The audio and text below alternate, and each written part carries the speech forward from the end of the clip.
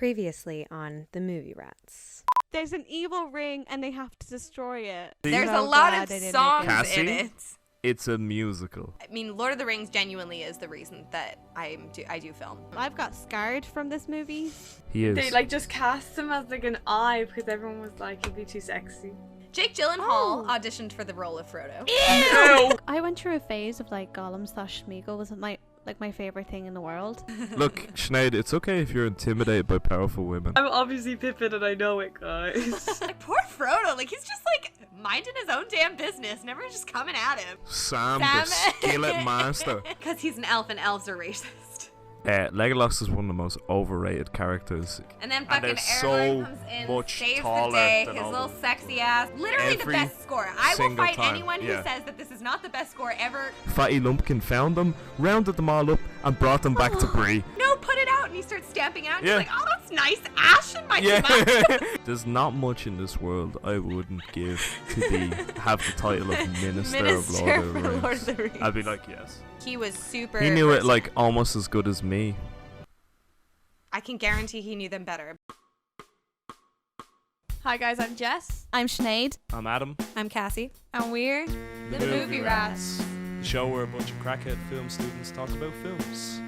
Warning, this podcast contains goblins, ghouls, and Greenworm.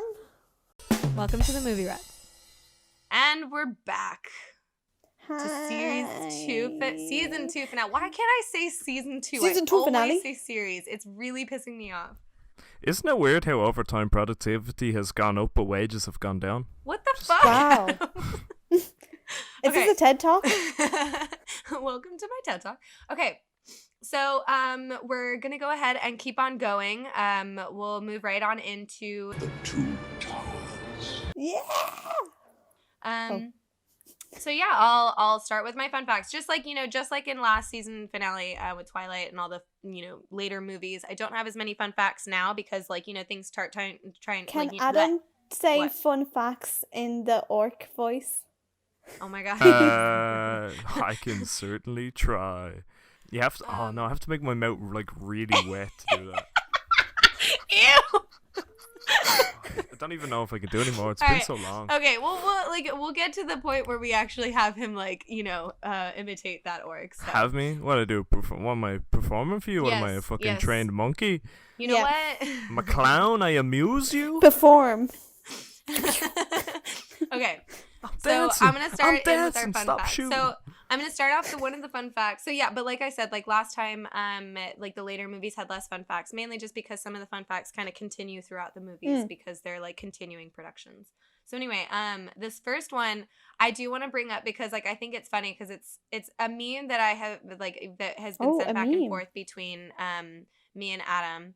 And it's specifically, I think it's a still from Once Upon a Time in Hollywood where Ew. where is it where Brad Pitt is pointing at the screen and it's the joke is No, every it's single Leonardo time. DiCaprio. Oh, is it? Okay. Yeah, every Yeah. single time Aragorn kicks the helmet in He breaks the Two his foot? Towers and it's Yeah. just that's where he broke his foot and that was the shot that he used. So It's a legal requirement for you to say that every time you watch the movie.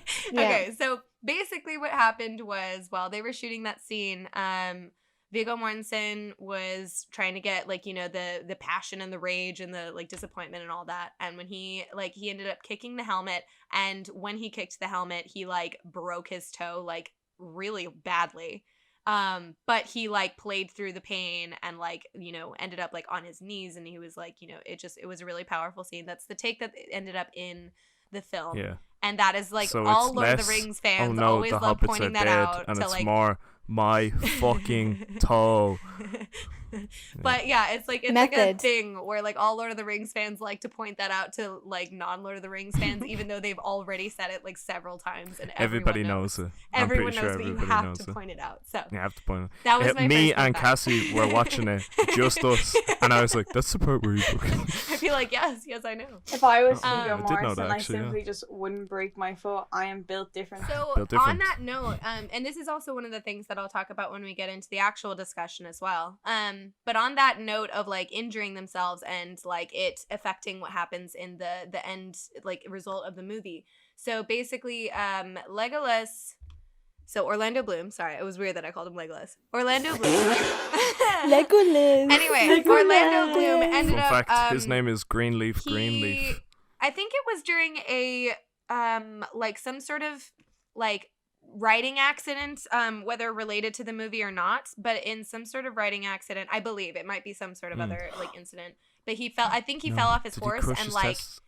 No, he broke his back. He very severely bruised his back, and it was like a really serious injury, and they had to be really careful with like him throughout the movies and stuff.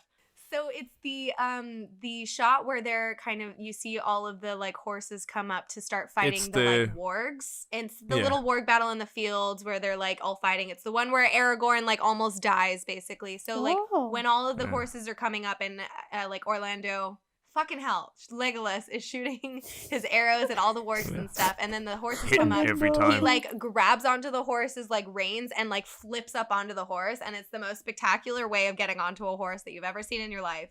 Basically, that was entirely CGI because they had to help Orlando up onto the horse. He couldn't get up on it by himself because of his back, and so they couldn't have him on screen getting up onto the horse. So rather than just not putting that on screen, they had this like epic CGI thing. I just remember when I was little, when we saw that, like my dad lost his fucking shit. He was like, "This is so cool. How'd they do that?" So we watched it like over and over again for like an hour, trying to figure out how they did it practically, because we genuinely thought they did it practically. And then when we were watching the bonus features when the extended version came out, and they were talking about how they had to do it in CGI because Orlando couldn't get on the horse. And we were like, oh, fuck, man. It looks real. Dude, I love this movie, but like that looks like when your fucking Red Dead Redemption 2 character glitches out and like freaks out and flips on. This was back in like 2001 when everything looked like, it was just like, that looks so real. So my next fun fact is it's about the Battle of Helm's Deep. So just to preface, and we'll talk about this once again once we get into the actual discussion of the movie,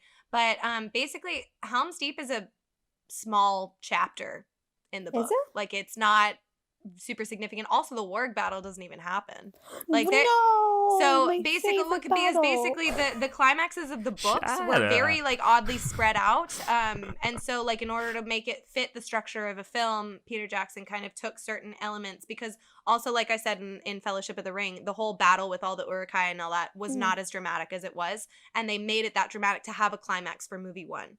And then same thing for movie 2. Like the climax in book 2 is actually Shelob's Lair, but since they wanted that in the third movie, they had to make Helm's Deep the big climax, which I completely think is the right decision. But we'll get into that in a second. My fun fact about it though is that it took 4 months to shoot. Like 80 to 90% of it was all night shoots. It was also had to be rain. Like, I mean, it wasn't actually raining, but they had to make it raining the entire time. They had like over 100 extras. Like it was like honestly one of the like biggest like film like shooting feats back in the day. And like it got to the point where it was so miserable because people were like shooting like 12-hour night shoots like with that many people, and like the rain and like, you know, the 60-pound armor and all that every single person, all the extras and stuff, were gifted a t-shirt that said "I survived Helm's Deep." And I think it's really cute because you see it in a lot in the like in the bonus features for the later films, when like, you know, like some of the makeup artists are doing like, you know, the hair or whatever, and you see them wearing a shirt because they were just like cast as one of the extras. But I found an interesting point, or like an interesting fact, that apparently like a bunch of people will like just be walking around London wearing their "I survived Helm's Deep" shirt, and they'll see someone walking down with an "I survived Helm's Deep" shirt. They've never met, they've never seen each other, they don't know each other, but they're like, hey, because like they had so many extras that there was no way that they all met each other. And so they just like randomly find each other throughout the world, like just walking around with their "I survived Helm's Deep" shirts, which I think is really cool. And then they fall in love. Oh my god, yeah. And they take a little tumble off the cliff there's a of movie love. for you. Yeah, there's the next Christmas, like, you know, Christmas rom-com. Quote Oh from my god, that'd be Anyway, it's who talks to them? Where is it? Like, is it Legolas or is it Gimli? No. That grabs Sharku.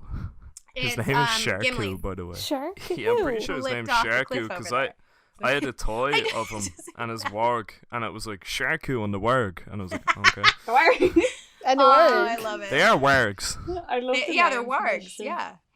It just sounds like a person from the bog saying like horse. Word. Wow. Yeah. Word. I really Warg. like I loved like the choice to make like wargs like kind of like hyenas because they're very obviously they're wolves. They were wolves, bears, and hyenas was the design element my. that they incorporated into them. So, but like in the books, No one they're likes just my like joke. wargs are just big they're wolves. I like giant this. wolves, yeah. I laugh. Yeah. No, anyway. So the last fun fact that I have is that so basically, so at the beginning of Helm's Deep, when no, it's is it the beginning of Helm's Deep? It might be the beginning of Helm's Deep, and also when Tell me what happens Saruman, outside the White Wizard, just to like clarify for you guys, Saruman. It's bad guy. Yes. He's telling like the slimy little dude, he's just like, I have 10,000 orcs or urukai, and he's just like, that's not possible. And then he brings them out, and there's like the 10,000 urukai. Why did you say that when you know all of their names? No, Saruman says the Grima Wormtongue. Them so that like what? Yeah. He scares me so. Who, Grima Wormtongue? Yeah. Oh my god, I had nightmares of him. Like I still have nightmares. Because he's so all scary. like, He is honestly really creepy. He apparently had to shave his eyebrows for like the role, and then like when they came back like 2 years later to do all the pickup shots, he had to do it again. So basically for like a 4-year period, he had like consistently shaved But eyebrows. I didn't know the actor who played him done the voice of Chucky. wow, that's cool. I didn't know that either. Oh, me Thank neither. you. Thank you for that fact. You're welcome. Thank you very much. So anyway. Yeah, thank you very But much. anyway, so yeah, it's when the Urukai are chanting. But since there were 10,000 of them, it's kind of hard to like simulate that. You kind of have to have like a crazy amount of people chanting in order to get that actual realistic sound. So the way that they recorded it is that Peter Jackson went to the middle of a cricket game where there were 25,000 supporters and literally walked in with a microphone and was like, hey everyone, fantastic. I'm gonna have to like have you all like chant this. So we put it up on the big screen, and like all of the cricket supporters were chanting this so that they could record it for Foley to put into the movie. So yeah, that was my fun fact. That is very cool. But yeah, that's all the fun facts that I have. I definitely have some other fun facts and stuff that like I'll probably remember as we get into the discussion, but those are like the main just kind of like overarching fun facts, so we can get into the discussion of the movie. This one be about methinks Frodo and Sam mostly, in my opinion. The boys. I agree. This one- However, boys. I do enjoy the Aragorn, Legolas, Gimli storyline. Yeah, of better, course. Just because it's a little more lighthearted than Frodo and Sam. Frodo's and Sam's is very like dark. So. Oh my god, it's so depressing. And also, this is the one where one of the best Lord of the Rings characters, not my favorite, but like one of the best one, Gollum, he's most heavily featured in this movie. Yeah. Oh my god, did I tell you about my Gollum obsession? Yeah. We started, but continue. Go for it. Well, it got really bad.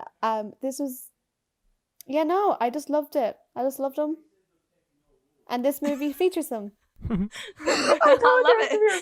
I know. I thought she was gonna rant on for like an hour, and then she's just like, "I just loved him. I love it." I used to be Very really succinct. afraid of him because my nanny took me to the wax museum in town, Say no more. and The same.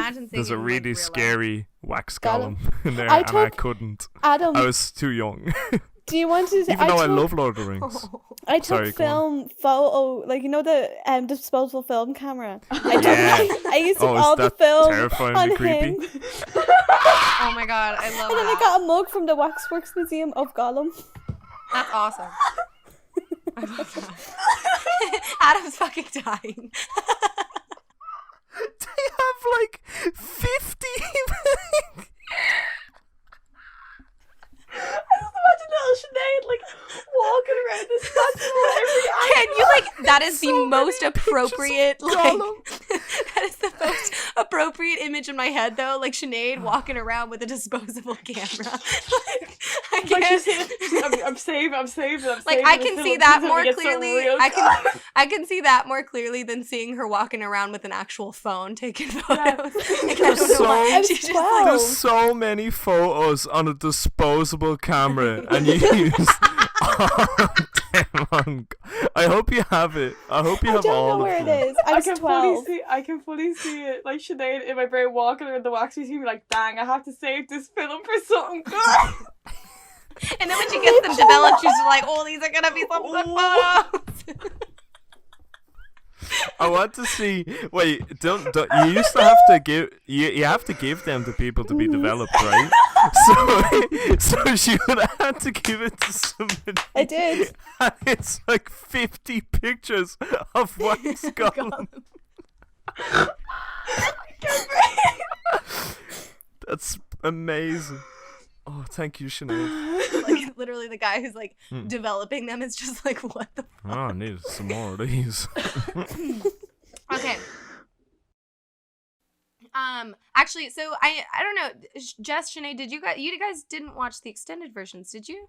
Or you No. did? I watched it with you before. I watched it. That Oh, one night where we all got really Did drunk we? and Jess like died on whiskey. Yeah, but the next day we finished it.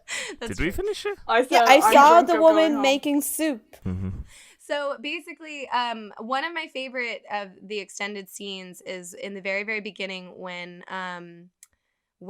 they're like climbing down the cliff on like Sam's rope that he got from Galadriel, and with the little salt pack thing, and he like drops it. Well, first of all, like one of the first things that's funny about it is that like Frodo's like, oh no, I'm falling, and then hits the bottom. He's like, well, I think I found the bottom.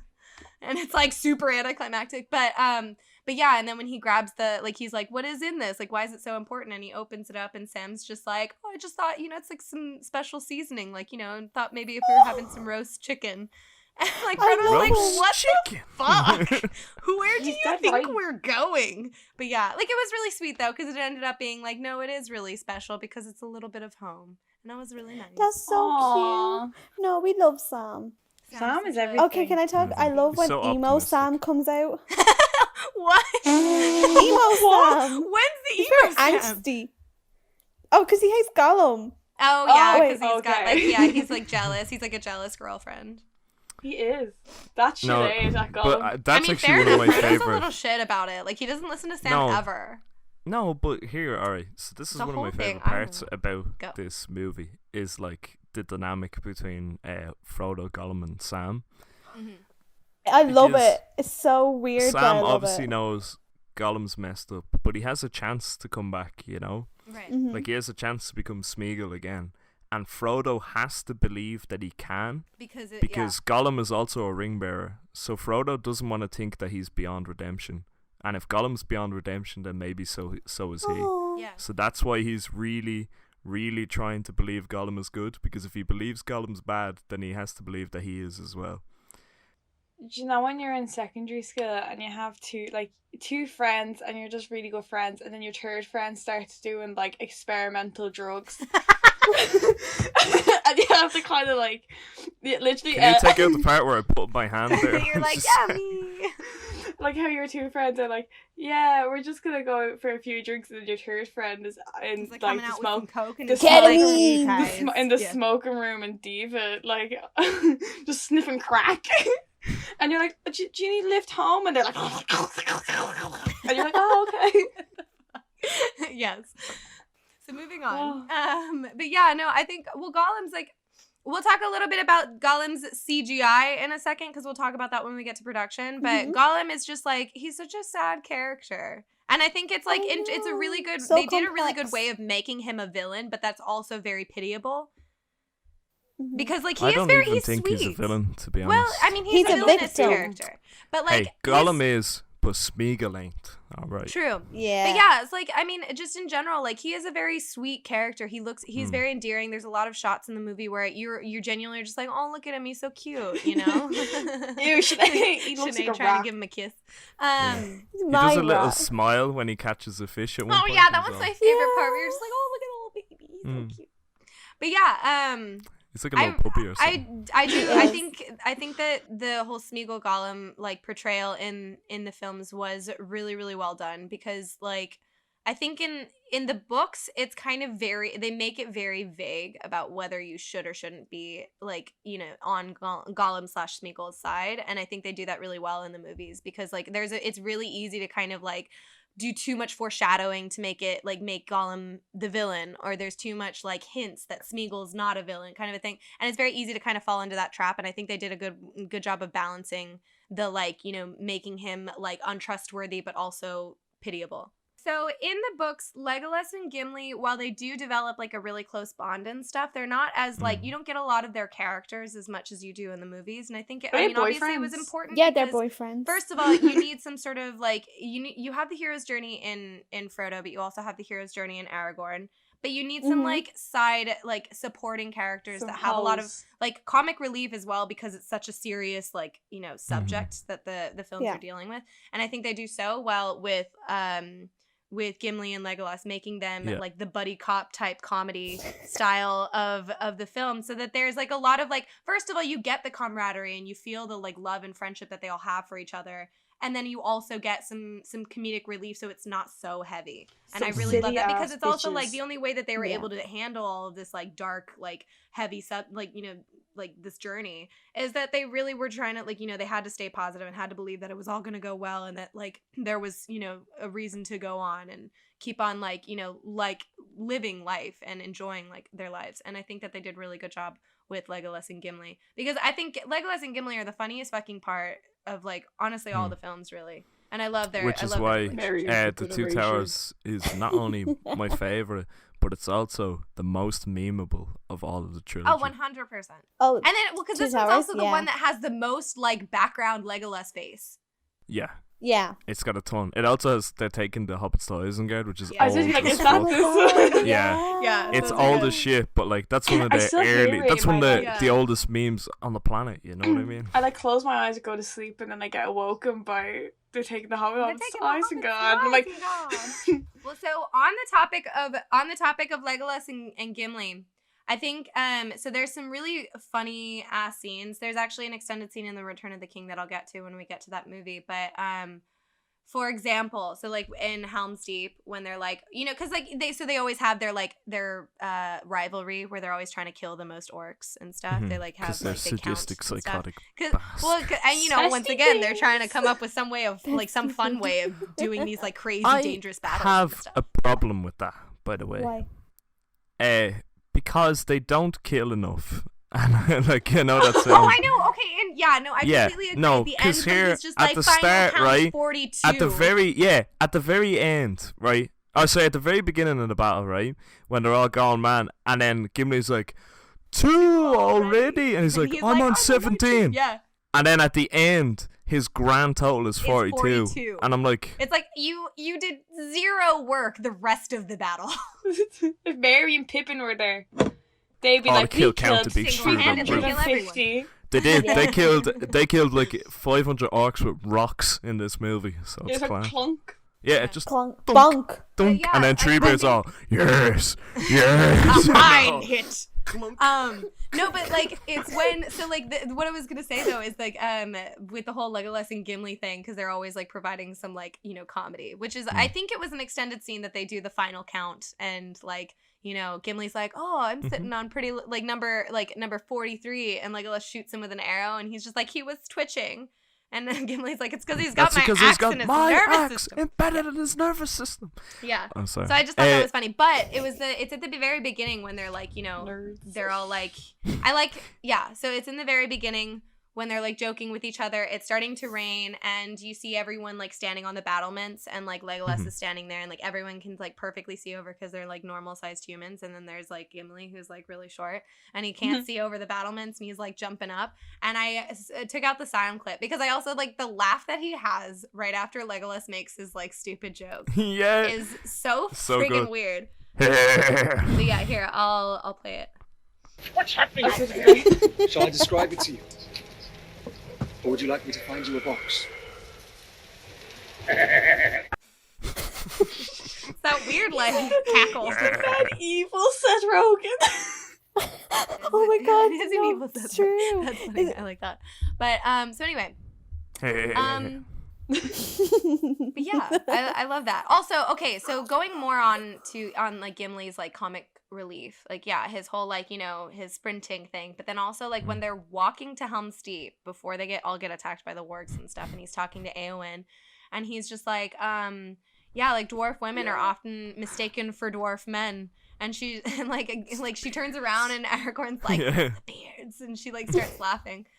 But yeah, like it's cute. just all those like Of course, funny this is little led to the moments. belief that there are no dwarf women. And then like we just my favorite spring part out is when holes in the ground. yeah, but the horse like springs Yeah, and, forward, like, and just he rips after he off. falls off, stuck in my head every time I do like some dumb shit or I fall. Yeah, every time I fall, I'm like, it was deliberate. It was deliberate. It's just he's so funny. I love him. yeah, like Gimli's a really great like comic relief because I think also at one point in the movie he's like just eating he's drinking or he's eating or whatever in the middle of a really serious conversation and he like burps really loudly and he's like, Yeah. oh, sorry, whatever. Question. And like everyone's like staring at him. Question, Cassie. Hmm. Because I'm a lore Excuse guy me. and you're a production lady. Yes.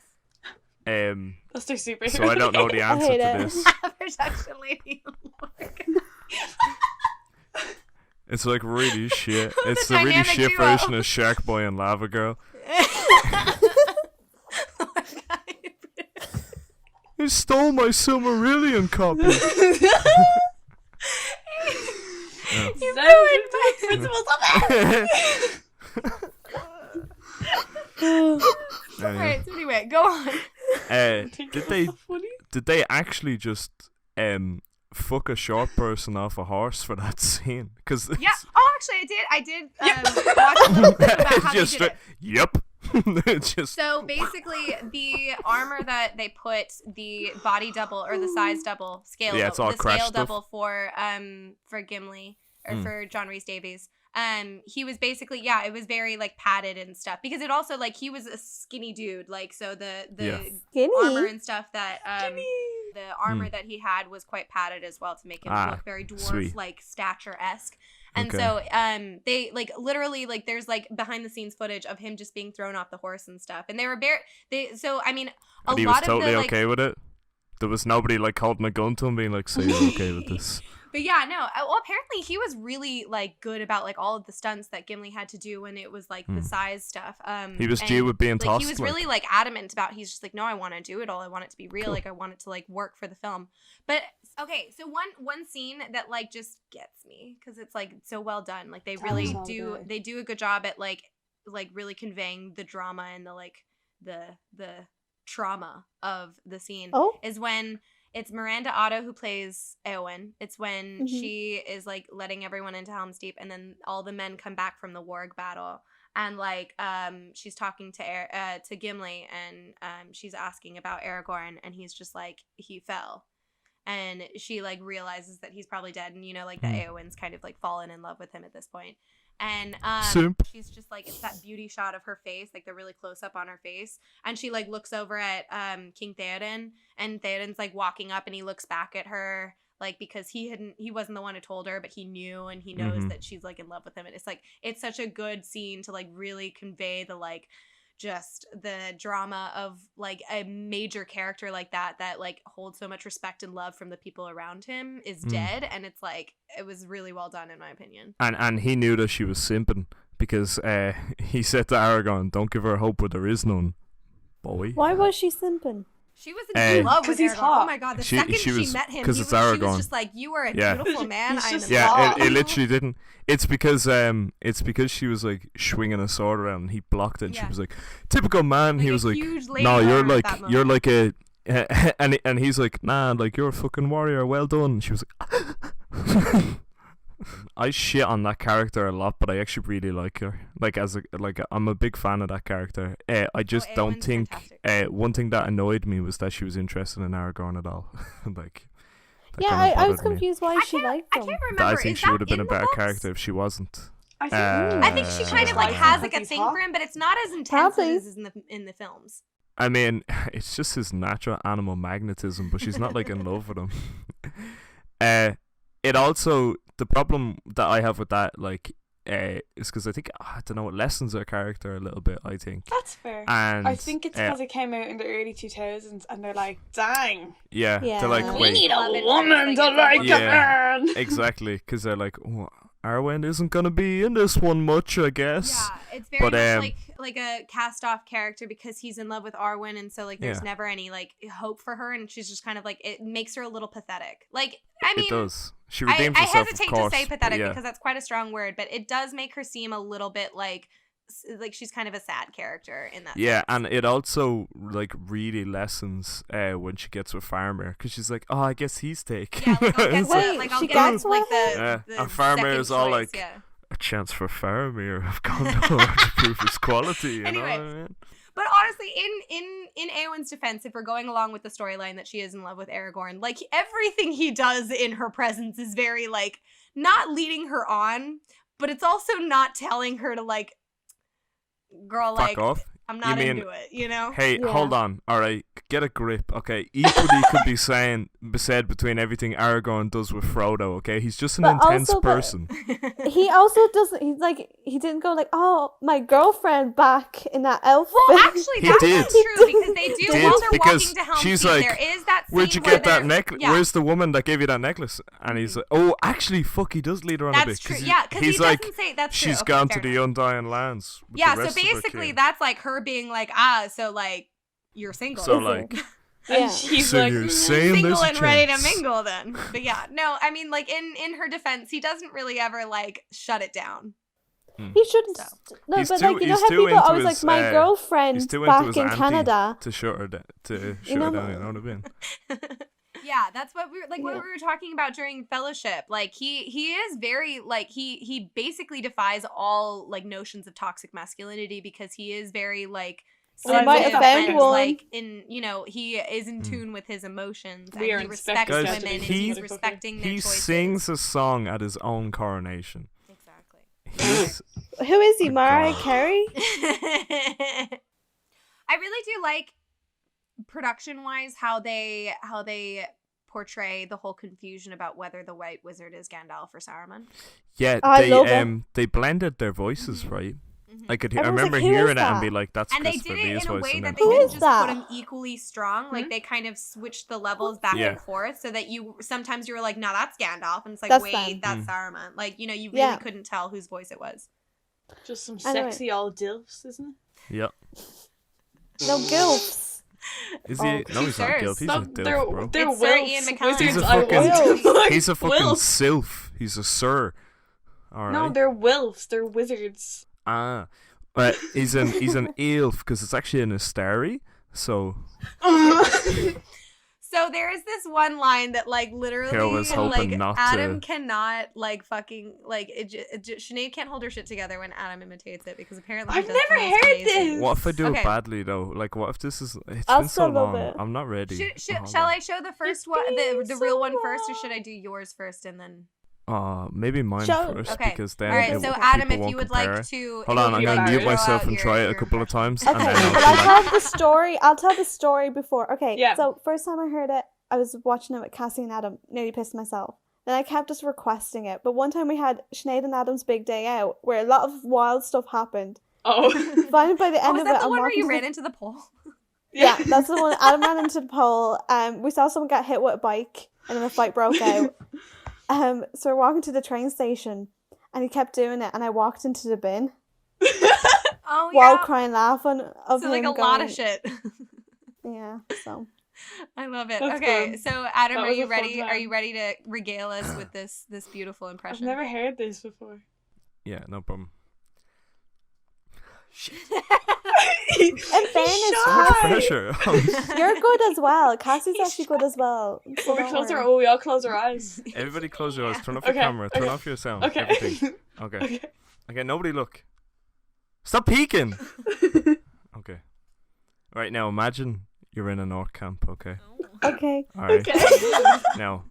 Now, you and the boys have been hungry for a couple of days now, Oh, right? I'm starving. But you're like, So hungry. you're like, oh, listen, all I've got is maggoty bread for 3 stinking days, you know what I mean? No. Oh And no. then you're like, man, finally someone's talking my language, you know? So you want to express yourself, and you turn around and just go, yeah.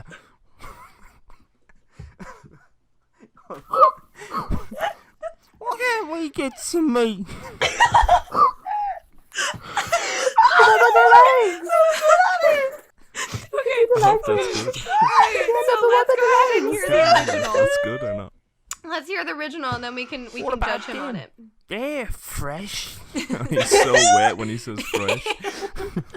He is though, listen. So good. I'm starving.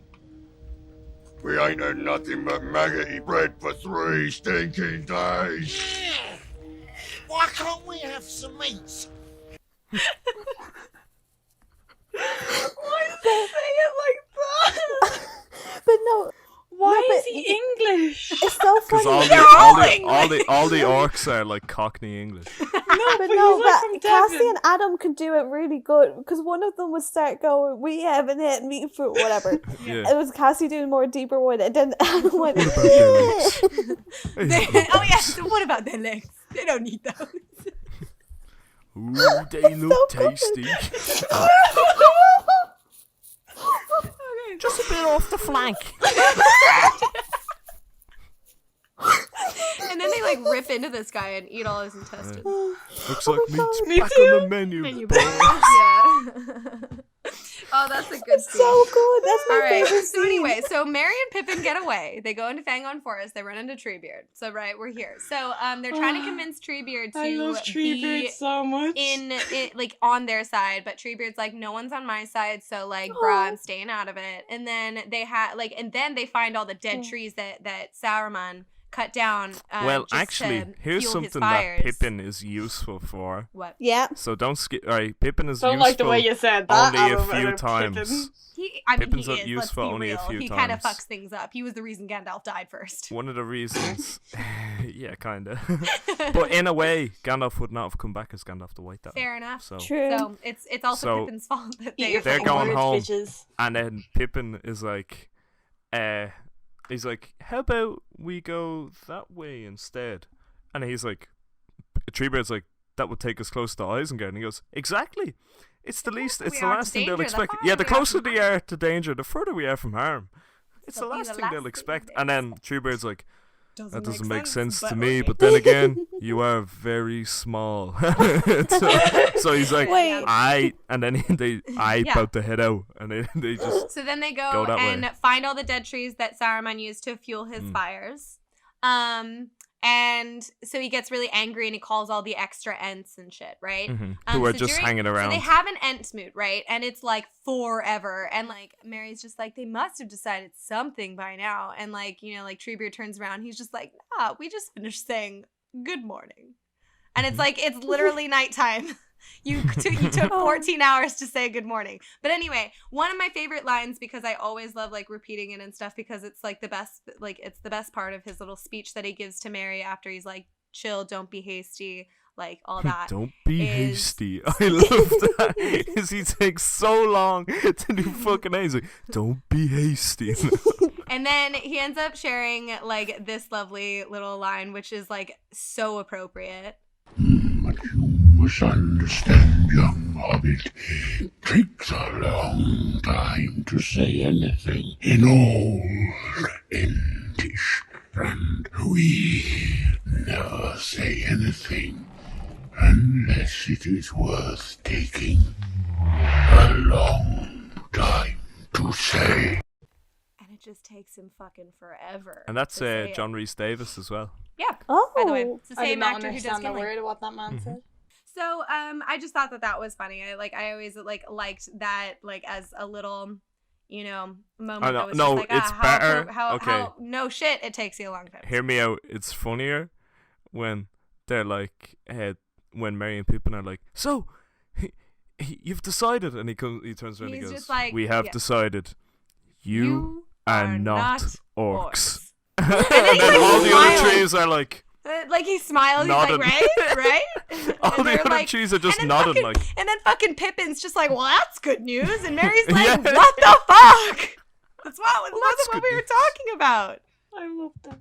So, do we want to start talking about Sam and Frodo's journey? Because I have a few sound bites for them Yes. as well. So, Yes. Yes. so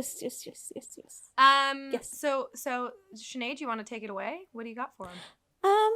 Okay, someone else join and I'll comment on it Okay. because my brain's Um, kind of fuzzled.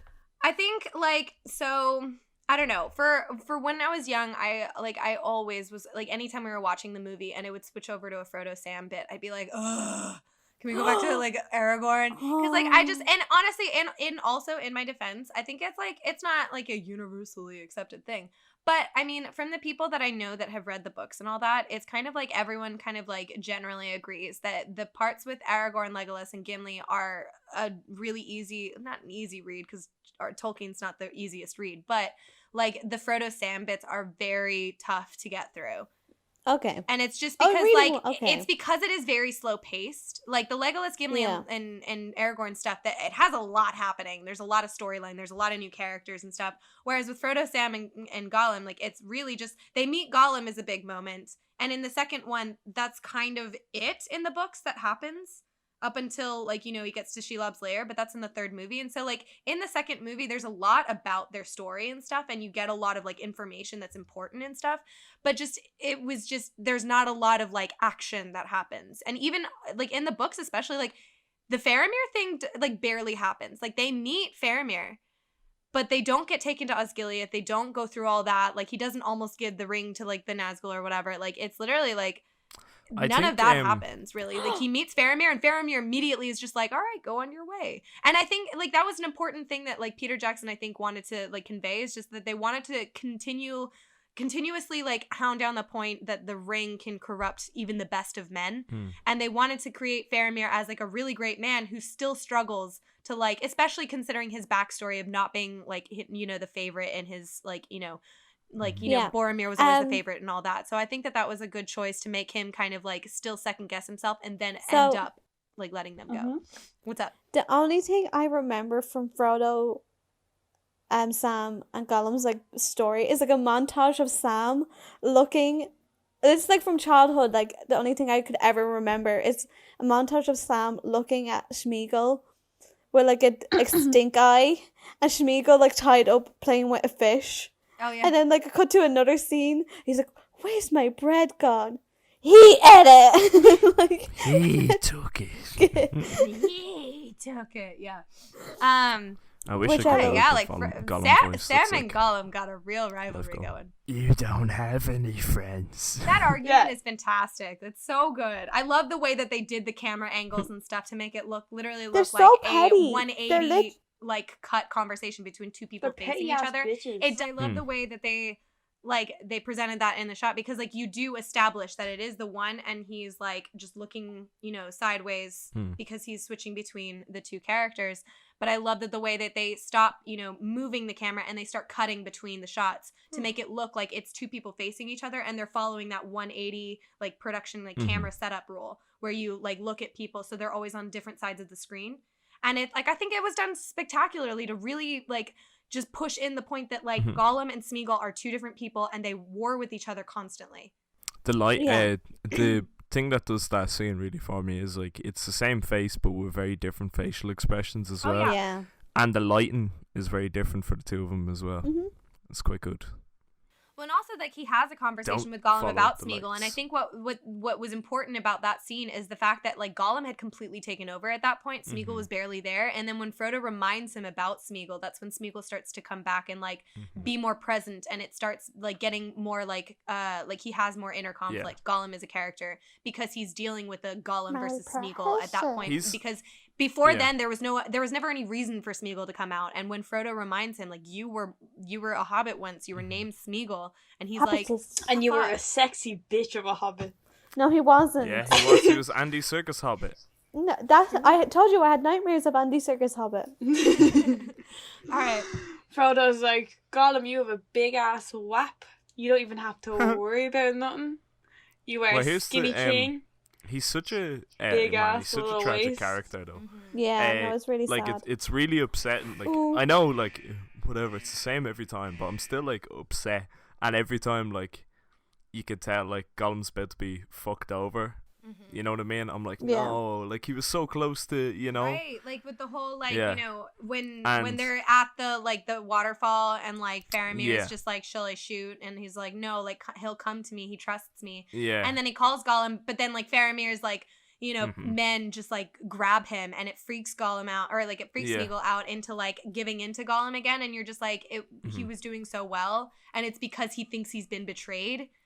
And it's like it's so upsetting. Yeah, it is very tragic. It is, but it's like it's kind of really that really is baked into like Tolkien's whole vision for the universe in that way that nobody is irredeemable. He was there was even a note where he was going to say that orcs were irredeemably bad, but he said no, that's actually not true because nothing in this universe is irredeemably bad, and like that was his whole point, that no people are irredeemably bad. It's very Christian because it's forgive. But like it's very nothing's forgive. irredeemable, but like that it's hard to redeem yourself and it's easy to fall back off the wagon kind of thing. Yeah, and it's very but much on kind top of that like a as well, similar. It's like said, a parallel to like addiction, you know. Yeah. Kinda. I mean, that's the whole point. Is like Smeagol became addicted to the ring. He is, yeah. And so like that was like, and he looks very like a huge crackhead. parallel. He does indeed. That's an interesting point. I don't know if Tolkien ever. But as well as that, the whole point of like his mythos behind Lord of the Rings is that like even though stuff goes wrong, it's gonna work out for the best in the end. It's, I mean, I know it's that like Christian argument of it's all part of God's plan, but that's essentially what it was. Because if Gollum didn't turn evil, then the ring would have never fallen into Mount Doom. Yeah, that's true. So anyway, so does anyone have anything else on Frodo and Sam before we move on to the climax? Potatoes. Potatoes. That's right. Taters. Oh, I can't believe I almost missed that. What you can get is the only time in all of literature I have ever heard somebody refer to rabbits as conies. And for whatever There's reason, only I don't one way know why, to cook a brace but like of it conies. makes sense to me. Like I'm What? not weirded out by that. I was like, when he said conies, I was like, oh, another word for rabbit, and I have no idea why. But like Yeah, I was until I I never googled questioned it, and and then it was like, this is the only time anybody calls rabbits conies. So anyway, in So, anything. I'm like, fucking what? basically, I only clipped out like Gollum's Smeagol's reaction to right after like he says that, so I don't actually have that specific word. Potatoes. But it's the argument between Sam and Gollum, which it's quite an amusing one.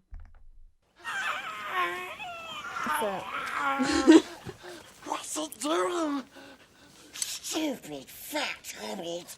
It ruins it. What's to ruin? There's hardly any meat on them. What we need's a few good taters. What's taters, precious?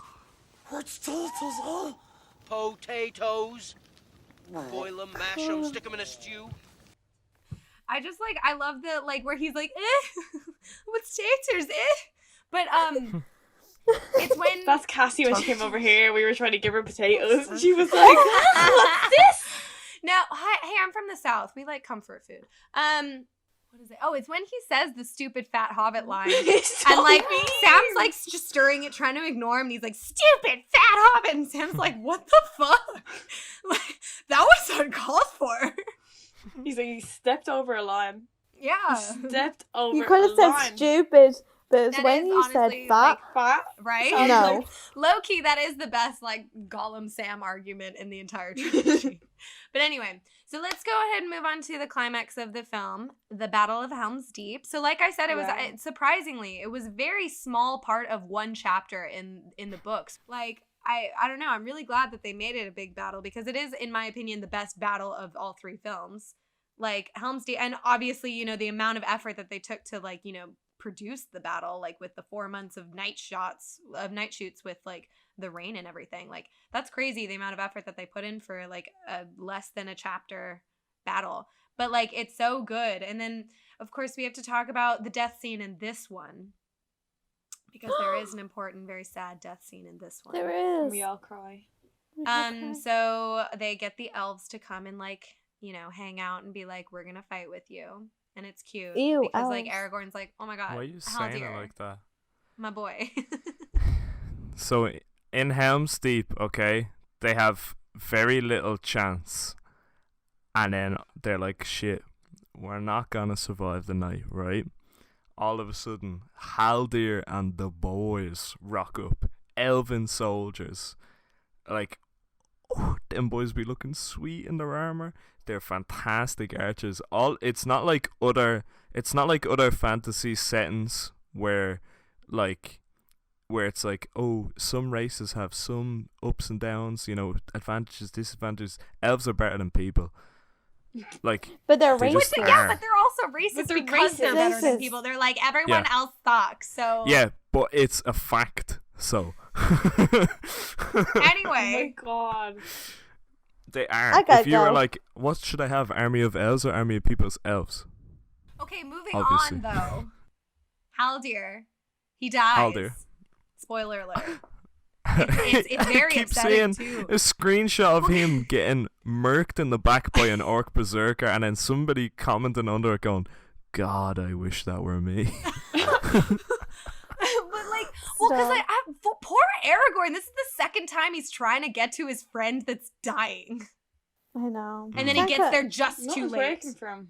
It's so upsetting because No. he gets there just in time to like Be catch Haldir as he faster. dies. Mm. It's just Don't say be faster. upsetting. Be faster. And I love No. I love the way that they like kind of they don't necessarily foreshadow that Haldir will die up until like he's literally about to die. Like when Aragorn's like, Haldir, let's go. We got to get back to the keep. And Haldir's like, cool. And then it starts like the score drops and it gets like really like intense and like where he's like trying to get everyone back and then immediately gets like just fucked in the stomach with an axe or something. And like, No. I don't know why. The way you said that sounded just getting me like in the chest. That really got me. Anyway, He just gets no, fucked in the stomach. What the fuck? but yeah, and Well, he like turns around and you see it. and like, then the really gorgeous. he's actually once like I again, don't know like- who the actor is, but he does it. He has a fantastic reaction to Yeah, it. Just when it hits him in the back and you see him like, and you're like, oh, he's fucked. it's very dramatic, and the music behind it, like that elf, like somber ballad in the background, is just it's. Don't worry though, they do be immortal. Except that when they die, except for when they die. No, but their They're souls do be immortal, immortal except though. for when they die. Die. Nah, they just fucking nope out and then that they was head funny. to your man's what's his name? They head to this lad's gaff and then they just live Bastard. there. I just love how much they like emphasize the fact that Aragorn, Gimli, and Legolas are 1,000,000,000% the best fighters ever. What do you mean? Like when they're like, oh no, they're about to break through the gate, and they're like, Aragorn, Gimli, you too, go fight like this 800 people trying to get through the gate. Go and outside nothing and bad wreck happens everyone. to them. And they're like, Yeah. absolutely. Yeah, like, see, They're like, here's the no. thing. He's like, how long do you Well- need? I got it. They have this thing, right? Now, look, it's going to get into lore a bit, alright? So they have this really fantastic armor. It's called plot armor. So Oh nothing my God, bad can shut actually the happen to fuck them. up. You're the worst. Anyway. So anyone else with any more actually, one interesting fact is that they were supposed to have Arwen come with the elves and help fight in the battle, but they ended up taking it out. They actually shot with Liv Tyler to fight in the battle. But I think the thing is that they felt that it didn't fit. Like they were just like, why in God's name would Arwen be coming to fight? I think it was more that just they didn't. What an didn't annoying think that bitch. it She's fit all with like- her character. She's all like, I'm not sure about my future. Aren't we all? The world is dying. No, but like in all seriousness, I think it was I'm glad that they didn't Yeah. have her in it because it Oh, same. wouldn't make sense. It would be very weird to just have Mhm. like Arwen just like show up Also, and like fight and what stuff. does 'cause she it's, like- do there then? And then they could Also, have I had think this it would like distract showdown where Aragorn. Eowyn's all like, Yeah. bitch. But anyway, no, but I think it would distract Aragorn as well, and it also I feel like it would be unfair to have Why? Eowyn be sent I to the think caves he'd with be the able women to and look away from her for a few Regardless. minutes to fight. I think it would also just be fair to Eowyn's character as No, well she's that too she's sent hot. into the She's a caves and woman. stuff, She but Arwen's is. allowed to fight. Like I think it was a good choice to not have that in there, even though they Yeah. shot her fighting. Like they had her like stunt double and she came in and was fighting and all that. She like Liv Tyler talks about how much fun it was, and they just didn't put it in the film. But yeah, like I'm glad well, they yeah, like you said, if they had had Arwen fighting out there and not Eowyn, that would have been shitty. Like I'd have yeah, been like, for fuck her story you guys. arc, Yeah. she'd have been even worse for her. Like, So anyway, let's go ahead and move on to production really quick. Oh, before we move on, I cannot believe that I almost forgot this. It's like literally the only like quote that if nothing else survived, this quote would have to survive from the films. So at the Sam's end, speech. We already talked about the meat. no, No, Sam's I love you. No, so basically it's when like the Battle of Helm's Deep is being won at this point. Like it's pretty clear that they're gonna win, and Sam and Frodo are in Osgiliath with Faramir, and And like they just have this moment where like, you know, because like Frodo is just like giving in. He's just like, I don't want to, like, you know, it's just like that kind of moment of weakness where he's just like, fine, here's the ring. But then Sam saves him because Sam's the true hero of the story. And like Frodo is just like, you know, realizes what he's done and all that. And he's just like, I can't do this. And Sam just gives the most epic speech ever written by anyone. And it's actually very close to what he says in the books. But they kind of like, they made it like a little more like dramatic and structurally, like, you know, all that for the movie. So let's go ahead and take a listen. This is the longest soundbite that I have, but I think it's worth it. It's like in the great stories, Mr. Frodo. And the music The ones is, like, that really so mattered. behind it. Full of darkness and danger they were. And sometimes you didn't want to know the end. Because how could the end be happy? How could the world go back to the way it was when so much bad had happened?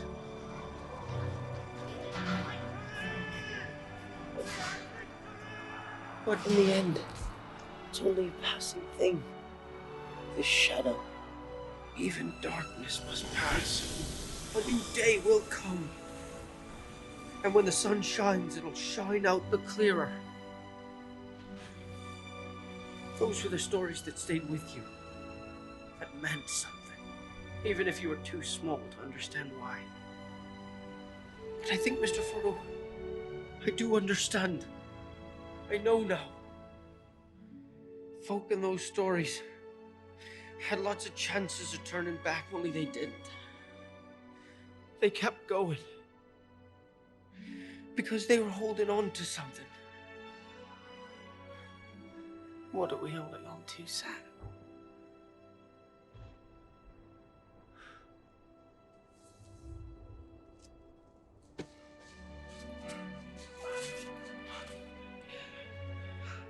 There's some good in this world, Mr. Frodo. And it's worth fighting for. So good. That's I think sad. it's such a tribute to like both Sean Astin's acting and Peter Jackson's directing that they got it in such a powerful like delivery. Because like the way he says like, you know, and it's worth fighting for, you like really feel his like passion behind those words. And I think that they really like, I don't know, Sean Astin delivered that really beautifully. And you have to commend Peter Jackson for drawing that delivery out of him. I thought Adam was crying. I'm not even gonna lie to you. I thought he thought I Adam did was a little bit. Surprised. I do. That's fair. It gets me literally every time. All right, so let's go ahead and move on to production. There's not a lot to talk about because I think, like I said, most of the production kind of like, you know, bleeds into the rest of the film. So like we've talked a lot about like the production already with Fellowship, but there are some things that I want to talk about with this one. The main thing that I do want to talk about is, so in this movie, especially because it's very focused on Rohan, there's a really heavy, Rohan is the King Theoden's kingdom. Got it. It's the one where Eowyn's from. It's the horse kingdom Got rather it. than Gondor, which is the tree kingdom. Don't call it the Horse kingdom. It is the horse kingdom. That's what it's They're called, the horse bro. lords. But anyway. They're the horse lords. So It's full of horse. but yeah, so like because this one's focused so much on Rohan because they are the horse lords and stuff. Obviously, the like production of this film had quite a lot of horses. To start off Had with at one least 4. One At least 4 horses. One point about it is that actually the writers of Rohan, the Rohirrim, the ones that are like behind Éomer, they're all women. They're all played by women writers. Mm-hmm. They had to wear like fake beards and stuff. Mm-hmm. But anyway, aside from that, like so basically they had a lot of like horses in this one. So in this one they that's the point that I'm trying to make. But what was actually interesting is that so they had really, really, really great horse trainers. And most of the horses were acting horses. Like they were very versed in how like, you know, what goes on a set. They weren't shocked by like, you know, slates or loud bangs or anything because they were very like they had been desensitized to it. And they had like a very specific way of training the horses so that they are calm during a set. But one thing that I thought was interesting is that the horse that was going to play Brago, like, God bless him, he just could not get it right because when they were training Brago to get down, like, and like lie down so that Aragorn could get up on him, when he was like in the river and like super injured and stuff, they had to like test it a few times to make sure that the horse wouldn't like basically crush Viggo Mortensen. Yeah. And there's like some videos of them like training the horse, and every single time the horse would like be like a few feet away from the dummy, and would like literally Still as he roll goes onto down, him? he wouldn't roll down. He would like, as he's coming down, he would slowly get closer and closer, and then just like plop down right on top of the dummy. And it was just like, oh shit. Poor Oh horse. no. But then they ended up getting the there were 2 horses that played Brago, and one of the ones that did the main Brago, that was the one that Viggo Mortensen bought, which by the way, Adam just sent us all an announcement every single time. an announcement that Viggo Mortensen has released that all of the horses that he bought on the Lord of the Rings set have died. Unsurprisingly, it was 20 years ago, so. Yeah, they're glue now. But Adam. oh my god. No. Anyway, but yeah, so there were a ton of horses, and I thought it was interesting, like the amount of training that they had for them, because like, I mean, it kind of goes into the third movie as well, like especially when they're like running across Pelennor Fields, which is the battle in front of Minas Tirith. They like, basically the most dangerous thing to a horse is a rabbit hole. Because if they're galloping and they like Yeah. their leg gets stuck in a rabbit They hole and they snap their break their legs leg and and you have to shoot them. they're just they're dead. They can't do anything after that. And so like it was like It's really truly important for cruel like what we them did to to be horses. really, really careful with all of that. Also like I think was it in the third one?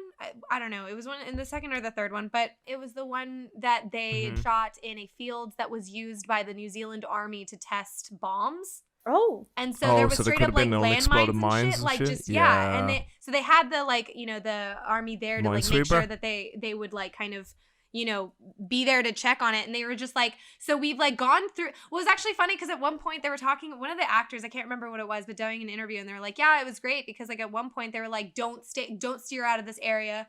This area is the safe area. Don't go anywhere else. And they're like, oh, okay, cool. So there's no mines here. And they're like, no. There's definitely probably still mines here. It's just that there's most likely less than in the area surrounding. And so we're like, oh, that's cool.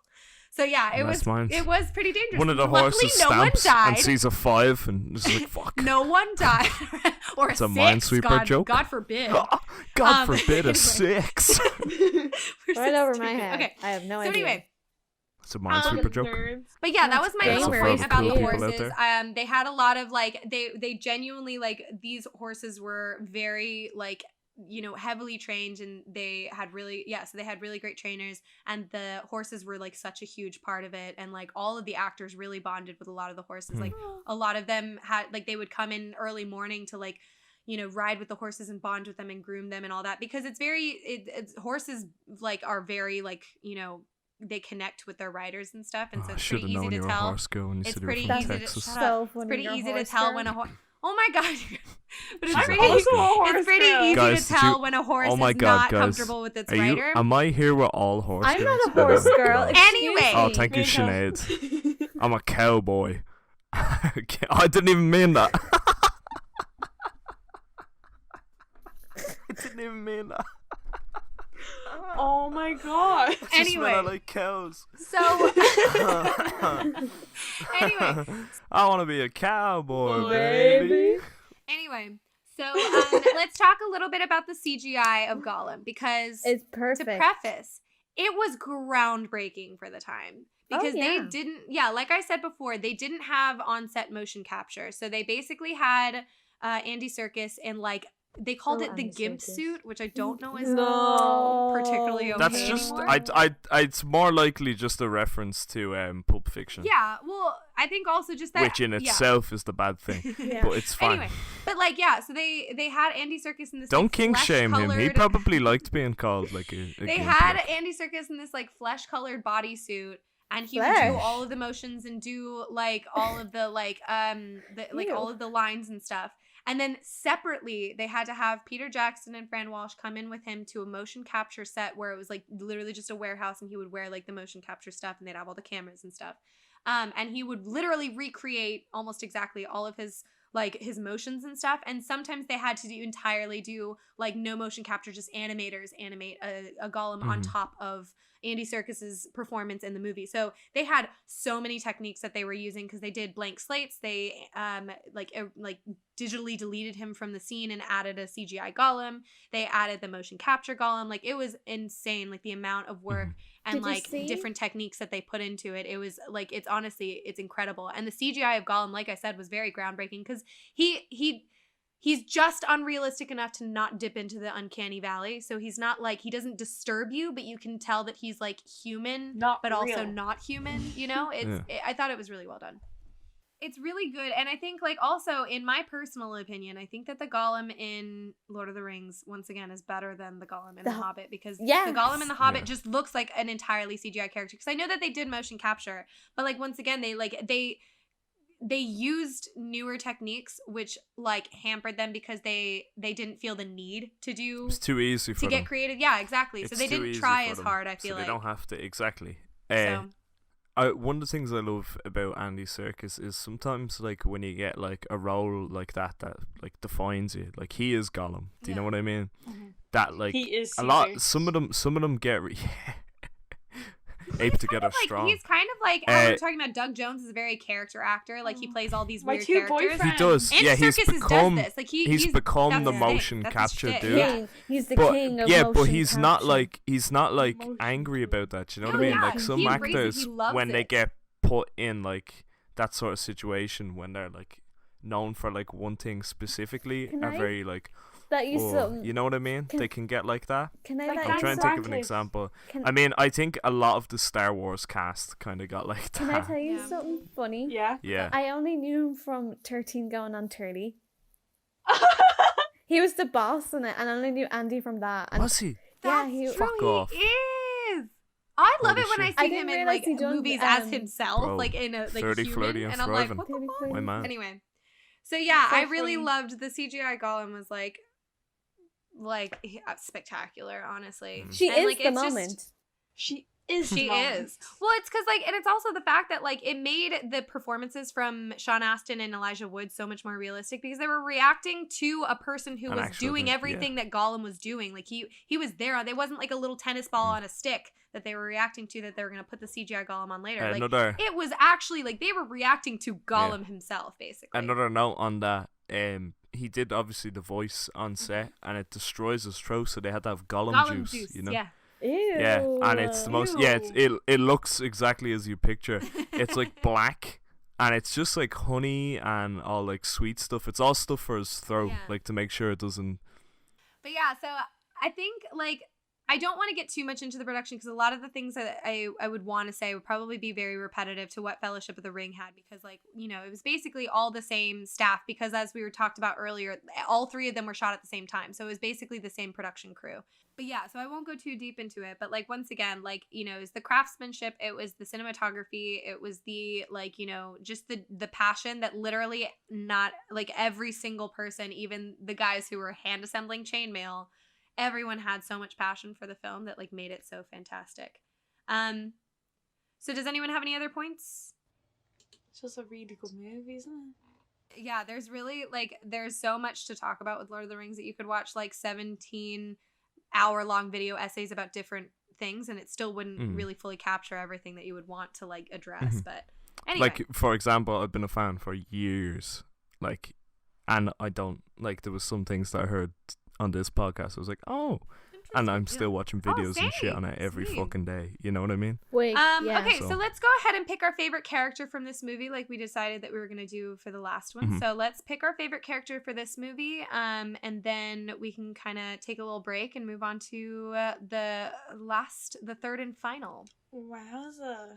My favorite character is Treebeard and you can all die on this hill. You can all swivel on it. I love him. Fair enough. That's I fine. like Treebeard great. He is. Anyway, okay, Sinead, who's your favorite character? The one that goes, whoa. Yeah. That orc. It's the I think. Literally like well, because I was reading before we started, I read out like the names of all of the sound bites that I clipped out to Adam before you guys got on the Zoom. And I was just like, yeah, I have this one. He's like, yeah. And I was like, yeah. And I have this one. He's like, yeah. And I was like, and then I have the meats quote. And he's like, yeah. I was like, it's great. Anyway. So, he's your favorite. In this movie, Do you know his name? what's his name? Snagger. Fatty Lumpkin. All right, Adam, who's your favorite character? Do you know what? I was gonna say Sam, and then when we were talking about it, I'm like, fuck, is it Gollum?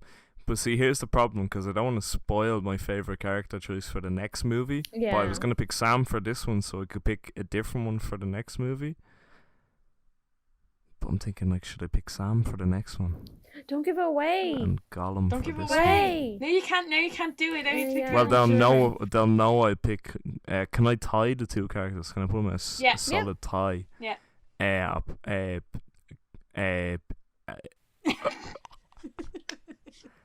Gollum and Sam. Sam Wait. and Gollum. That's fair. In that order. Or Gollum and Sam in that order, possibly. I feel like I don't know, it's I have subjective. trouble picking my favorite character from this specific this movie one just because specifically? they're Yeah. so they're I mean it's the middle, so it's like fair enough, like they're not starting Hmm. any storylines and they're not ending any, so like it's This is all the filler the movie. meat of all the storylines, and so like I don't know, I feel What like do you I mean have a really filler? hard Is that what I time said? This movie, all killer, no picking- filler, Shush. baby. I have a hard time picking like who I would want, who's my favorite, but I mean, yeah, it would probably be between Sam or Gimli, because Gimli's That's just fair. a little. He's like, and He's I a don't mean little this as a rowdy boy. pun. I I love just Gimli. mean this as like the current definition my of the word foot. troll. He's just a little troll running around like trolling on people. That's Is fair. he? It's great. Where did you go, Sinead? Sorry, my foot fell asleep. But anyway, yeah, I think it like, and then of course Sam, just because like I feel like Sam really is he's the heart of the story, because I know that He's Frodo's the the main hero. character, but he's the one He that keeps is. everything going, because like Yeah, without he's like the once again, like we were glue. talking about last time, without Sam, Frodo would not have made it No. No. for not a several chance. reasons. There are several instances that without He's a Sam pussy he would not boy. have made it. No, Samwise the Brave, hero of Middle Loving Earth. it.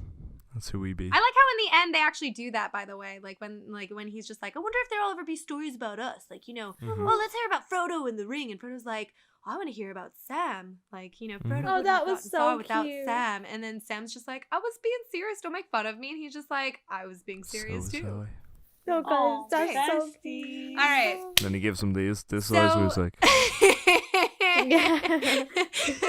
So anyway. That was a bit. I love Let's- Elijah Wood, but like, All right, so we're gonna take a quick break and then we'll move on to Return of the King, and then give our final thoughts, and that'll be the end of season 2, y'all.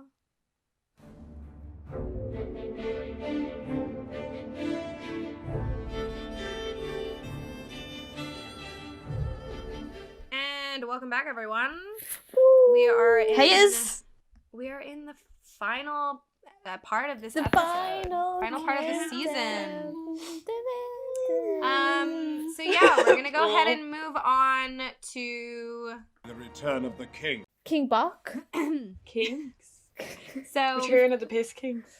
King Bach. so fun facts. Let's get going on the fun facts. So I only have 3 for this one. I do have some more things to talk about though, so whatever. Anyway. Okay. So, as I said before, they didn't have motion capture on set for Gollum. However, when they were doing the pickup shots in 2003, to do a couple of extra shots for like the Return of the King, this was like one of the first instances of trying motion capture on set with the extra cameras and the motion capture suit and all of that, so that they wouldn't have to do the additional shoots where they go back into like the studio and do the motion capture setting. Which was like, I think, like, I don't know, I'm sure that there's some specific stats about whether it is the first instance or whether there's some other instances, but they are joking on set about how they were like, oh, so this is the first time this has ever been done before on film, and they're like, yeah, totally sure. You know, so like that's just, once again, like, as Gollum was like groundbreaking at the time in 2000 and 2001 when they were shooting all 3 of them, like this was even more groundbreaking, the fact that they actually had motion capture on set, which is now how they do things. They never do the whole like, oh, we'll re-record later. Like, they always do motion capture on set. This isn't necessarily a fun fact. This is more like a cute little anecdote or whatever from the set. So basically, in the very, very last scene in the Grey Havens, when they're saying goodbye to Frodo, that's like one of the most emotionally intense scenes for the actors. They say that, like, you know, because like a lot of people comment on the fact they were like, oh, that must have been like your last shot. And apparently there was like right in the thick of things. Like, they were only a couple months into shooting, and like it was like right in the middle of shooting, and they had to shoot this like really, really emotional scene. And they were talking about how the actors were talking about how it's like it wasn't even just emotionally taxing, but it was just physically demanding, because like like, you know, causing yourself to just be that upset and cry and like all that, like it caused them like really bad headaches and stuff. So like it was just a And really Sean miserable. Astin fucked it. It was a really miserable like scene to shoot. And so they shot like, you know, like the scene, and then they all went to lunch, and then they came back to continue with more takes and stuff because they still hadn't gotten all the takes, and they hadn't gotten all of the shots for that scene. And they realized that at some point during the lunch break, Sean Astin had taken off his vest in his costume. So he was wearing like a shirt, a vest, and his coat. And he had taken off the vest. And so all of the shots from that were unusable. And So so they had to do the they were Grey like, Havens you again the next day. motherfucker. And so the next day they had to do it again. And so this was the third time that they were doing this shot of this scene. That it was like once like I said, emotionally and physically taxing. And so they shot it, and they were like, oh, thank God, like never fucking did. Like they were like, does Sean have everything on? Does everyone have all their fucking costume shit on? And then, so Peter Jackson had up to like 4 hours of dailies to look at the end of every day. And he noticed that the entire thing, there was some issues with the focus, and almost the entire shoot was out of focus. And so, like, he comes to the actors, and they talk about the story of how he came to them, and he's just like, yeah, so I looked at the footage, and they're like, oh, was it good? Yeah, like, what and he was like, it just broke my heart to have to tell them, we're going to have to shoot again. So they had to shoot it a fourth time, and they were like, we want to fucking die. And they were like, a lot of them cited as, like, one of the things that they're like, oh, I would do, like, you know, like, there's a lot of things that, like, you know, wasn't super great, but, like, it's okay, I would totally do it. It's like, that is, like, the one thing in their lives that they're just like, never again, absolutely never again. I mean, they got the shots though, and it wasn't. Bro, you're really an actor. You could have died. Calm down. Anyway, sorry. So my last fun fact, this one I just kind of found quite interesting. So, like, you know how we've talked about the score before, and how, like, you know, Enya was involved. Bjork had some hand in it at one point. I'm sorry, Enya? Her name's Podrigan. Like, one of the songs that they almost didn't use, and it is only in one of the extended versions, is there's a song it's the song that plays when Aragorn is tending Éowyn after the big battle and stuff, and Éowyn almost dies and all that, you know. I don't know if you guys saw the extended version for for the third one, Sinead and Jess. Well, so basically in the movie, in the extended version, after Éowyn fights the head Nazgul, the head Ringwraith, the Witch King of Angmar. Yes, thank you. Witch King? She like basically passes out. So like she like basically passes out after Theoden dies and everything. And so when she passes out, Éomer finds her. By the way, this is a scene that I do want to talk about when we get into this discussion. But Éomer finds her and thinks she's dead. Yeah. And the next scene immediately is like her like being tended to, and Aragorn is coming to help him like tend her, like basically bring her back to life and stuff, because she was like, you know, almost dead. And the song that's playing underneath that is sung by Liv Tyler. Oh, you had me actress who thinking it plays was very, Arwen. like Enya? early 2000s like boy band music or Right. something. No, it's actually really interesting. If That's you what look she up, got from her dad. if you If look up nothing if you look up the scene, it's actually interesting because, like, I mean, I never would have guessed that, but when you listen to it, you're just like, that sounds like Liv Tyler's voice, and it is very pretty. It's a really, like, I keep saying the word ethereal, but it is a very ethereal, like, very, like, pretty song, and Haunting. yeah, it is. You can It say is very haunting. haunting. Yes. Yeah. And it's done really well, but it was just that a lot of people like kind of talked about the fact that it's like kind of interesting, the fact that like the actress that plays Arwen, which is Aragorn's love interest, is playing like that. It's her voice playing the song when Aragorn is tending Éowyn. Because I think they were going to use that during a scene that they had planned for Aragorn and Liv Tyler, but it just didn't fit. So they ended up using it for Is that their scene. sex scene that they cut? No, I don't think that ever got past like pre-production stages, but like, oh, thank God. Anyway, Don't worry, new Amazon show. so gonna those give are us just plenty of those that. are my 3 fun facts for this film. They were fun. So we'll go They're ahead. fun. Bastard. Thank you. So we'll go ahead and get into the fun facts You're not for. getting in. Go Oh, downstairs. is he talking to Brian? Is it a It's dog? his dog. It's his dog. It's Brian. Brian. He's Hey, knocking Brian. at the door. He does Let him this in. every time, and he's like, I'm Let like, him fuck in. off. Let him in. Ah, let him in. Oh, what a little angel. Martin did that at 5 o'clock in the morning last night and nearly went to fucking strangle Who him. the fuck is Martin? My Her cat. cat. Oh, yeah. Some old man living in her house. What are you talking about? Let's go ahead and get into the discussion for the movie. Of the story? So yes, into the story. Let's okay, start scene? with the prologue scene, which is apparently Sinead's favorite scene because she loves like, or no, that was your triggering moment. That's like you didn't That was like, my trigger. Yeah, that's your didn't. Not you didn't my like favorite. Smeagol in It's that one. quite the opposite. Wait, It what? gave me nightmares. The prologue scene where we find out how Smeagol became Gollum and he killed his brother and like, got the ring and all that. Yeah, Very traumatic. We can I see do the love effects the- of the ring. I love the part that like the fact that like I mean like I've said before, they filmed all of these all together, but I like that they had in the prologue of the first movie when they were talking like the exposition and stuff, and they say like the ring ensnared a new bear and it was Gollum. The shot that they used to like imply that like Gollum found the ring in the river, that is actually Deagle's hand that's picking up the ring.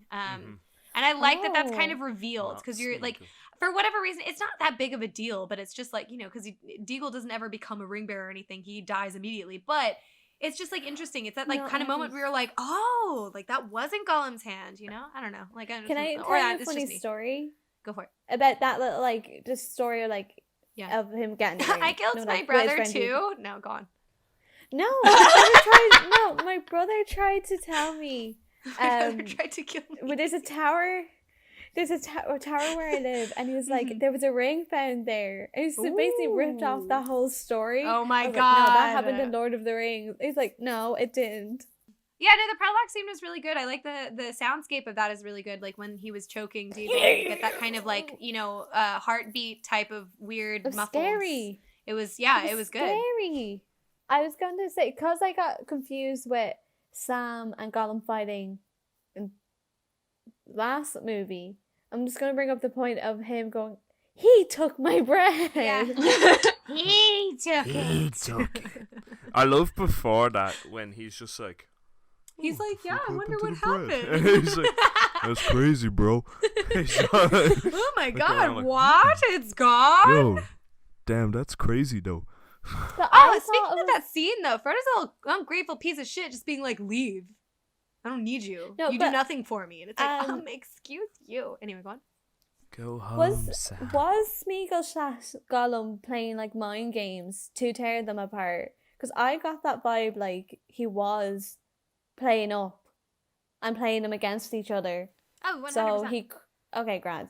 Yeah. Thought I'd Well, been actually, the detective there. What's interesting about that specific scene that you mentioned, so a lot of the scenes that were filmed of them going up the stairs were some of the first shots that they filmed. It happened, I think the story is something like, like the area that they were going to film in was entirely flooded, so they had to do in studio shots. And so they ended up being like, whatever, fuck it, like we'll do some of the shots where they're walking up the stairs to Cirith Ungol. And they so those scenes were some of the first scenes that were shot, and that was actually shot before Andy Serkis was cast as Gollum. So they didn't shoot any of Gollum's shots in that scene. They did the whole scene, and then a year later they finished filming that scene. And so like basically there was like there's like the shots of them talking and like the whole share the load thing. Share the load. But yeah, so there's the share the load thing, and they actually end up like they keep on like parts of the conversation were shot in December of 2000, and parts of them were shot in December of 2001. So like a year had passed in them doing that scene. Like crazy that it ended up like looking just so like seamless, So anyway. Yeah, interesting. There's another fun fact. There you go. That was fun and also a fact. So who's got Hope that was a your next? attention. So I think like okay, overall, I think this movie really did a good job of like still showing a lot of like story and having a lot of meat to the story and a lot of still character development and stuff, but then like tying things up at the end that didn't feel a way that was rushed, because I feel like that always happens in like series where they're like trying to end things. They get too involved in like getting the meat of the story in there and getting all the action and stuff, and then they have to end it and they're like, well, fuck it, whatever, it's over, Like, not gonna bring up Game of Thrones, but like Game of Thrones, Oh, you know? no. So anyway, but yeah, like I think it did a really good job of like kind of like really seamlessly ending the series because it really did wrap up everyone's storylines. You know, it showed Sam happily married. It showed We had like, I love that. yeah, it showed like that. Did you Frodo know went that was to his the- daughter? Mhm. That was his actual daughter. That's I didn't cute. know that. It showed Frodo and Bilbo leaving Middle Earth. It showed great. Aragorn. They're going to Florida. Aragorn's coronation. To go to the Undying Lands? Are you fucking serious it right showed- now? They're going to Florida. Florida to But yeah, retire. it showed Faramir and Sounds- Eowyn getting together. It showed like it really just kind of did Yeah, the round two of out them the settling. entire the entire series, and I think it did really well. Like there's really no questions that you have at the end other than like, you know, I wish I knew what happened next. There's no like, oh, but they didn't tell us what happened there, you know. And I think they did Yeah. really What well. happened to at, Pippin like, and ending it Merry? very well. Pure Well, chilling, rest of Yeah, their days. genuinely, like that's all they They did. got so married. you know how they No, showed them coming back so to the Shire. Merry- wrote a book. Mary, yeah, and he was also like lot of he's history. really He's a successful historian. with his like tobacco business from then on as well. No, Of yeah, course. No, Merry and And, Pippin uh, became like really famous, like, you know, Shire hobbits, and like they were super successful in like multiple it very much business suited ventures. them They to were be like all like, they were major historians as well because they documented a Yeah. lot of like, you know, the battle for Middle Earth and all that. So anyway, Go Merry Okay. and Pippin. I love Yeah. them. They're so funny. I don't know what I expected to happen, but I'm so happy Mm. that's it. pure Mary came back and he was like, time for my wacky tobacco industry to pop off. Vape Nate. The interesting thing is when they got back to the Shire in the book, they had to go through a whole nother fight. Like yeah, it wasn't so, even over for well, them by the time they got back. So they There's a little basically- bit of they that yeah, in they- the first They movie. did shoot it a little bit of that, and they were kind of debating about scouring whether of the they were Shire. going to put that in. But it's when they're Mhm. like when Frodo's talking to Galadriel and they're looking in the mirror, and he sees basically it's in the context of the movie. It's showing like if you don't succeed, is what will happen to Middle Earth. Yeah. And it shows like the Shire and the hobbits being enslaved and all that kind of stuff. Technically, that Oh my happens in the God. book. That does happen in the does. book, and they have to like come back to the Shire and free everyone. I think overall, though, I think it was the correct choice to not do that, though, because like Yeah, because it takes away from the it's- climax. Yeah, it's kind of Mhm. unnecessary because like it's like everything's done. The ring is destroyed. Like the story's essentially over, and they come back. They fight one more battle, and it's done. Like it was just like, you know, it doesn't add anything to the narrative. I think it adds a lot, mean- but I agree with it being left out in this. It does actually work that they didn't put that in the movie, because when Frodo goes back, you're kind of being like, oh well, now He's he's the back. It's last all back to thing. normal. Nothing's Mm. wrong. Like he can go back to like his life, but he can't. Like he's changed forever, kind of a thing. And I think Mhm. that really, It's I don't like think that would have Wicked. worked as well if they had put the scouring of the Shire in there. Mhm. But also the fact that they have like 17 different endings in this movie. You know, they were done with the battle of Pelennor Fields, and then they oh wait, never mind, we have to do the battle of the Black Gate. Black Gate. And then like, you know, they get up and like throw the ring, and then they like come out and they're like lying on the rock, and then it literally fades to black, and then it comes back immediately, and it's just like, okay, never mind, the like eagles are gonna take them home. Mhm. And then they like eagles take them home, and we see like Sam's wedding, or no, then we see, never mind, yeah, Everything fine. Yeah, Frodo everything's closes fine. the book. Frodo- it ain't yeah. over. And Grey then- Havens. Grey Havens, Yeah. and then, you know, Sam's wedding, like, you know, Mhm. with the like, you know, it's like 40 million different endings, and so I feel like Yeah. the scouring of the Shire It's would have made it perfectly excessive. designed to keep you entirely in Yeah. tears from from like when they get out of Mordor, or like when they get out of the mountain right up until the end. Yeah. Yeah, and that's like a solid like 40 minutes of pure tearage. Yeah, no, it's It's- good. Yeah. Well, so continuing on. It is said that watching the last 40 minutes of Return of the King, you can feel 1/16 of what the actors felt filming the Grey Havens. It's But anyway, so the next like story point though is when they're back in when the heroes go to Isengard to find Merry and Pippin and address Yeah. Saruman. And salted dies. pork. I thought that was a really like epic scene, you know. That was in a lot of that scene was in the extended version though. Like they did cut out a lot for the yeah, theatrical between Saruman, Saruman and yeah. Gandalf. The You don't thing see is, Saruman right? die in the theatrical, do you? No. You see like the Palantir. I think I can't remember if you see his body go Like around you don't on the even wheel. talk. No, I They don't think they so. don't even talk. They to just say he's Saruman. dead. Yeah. They just say Yeah. the filth of Saruman is washing away, and that's it. You don't actually see him die at all. Yeah. So, which is kind of weird. But anyway, one thing that I want to say about this scene, if you're ever not frightened enough of Christopher Lee, Peter Jackson was trying to direct Christopher Lee to tell him like how to act when he gets stabbed in the back, and Christopher Lee was like, no, so this is what happens when you actually stab someone in the back, and then you remember, oh yeah, Christopher Lee was in like the special forces, so. Well, and also it kind of happened He was like, a when he was doing a lot of. hunter. Yeah. He was fucking awesome. Well, and like it was honestly like it was also like when they were doing ADR for some of Saruman's scenes, and like it was really funny because they were trying to be like, oh yeah, it's like this word, and like Christopher Lee kept on coming back and he's like, no, this is what was in the book, this is the line, this is how it's said, and he like continues to. He's a fantastic. Like, he's a fan, and he knew him. He knew Tolkien as well.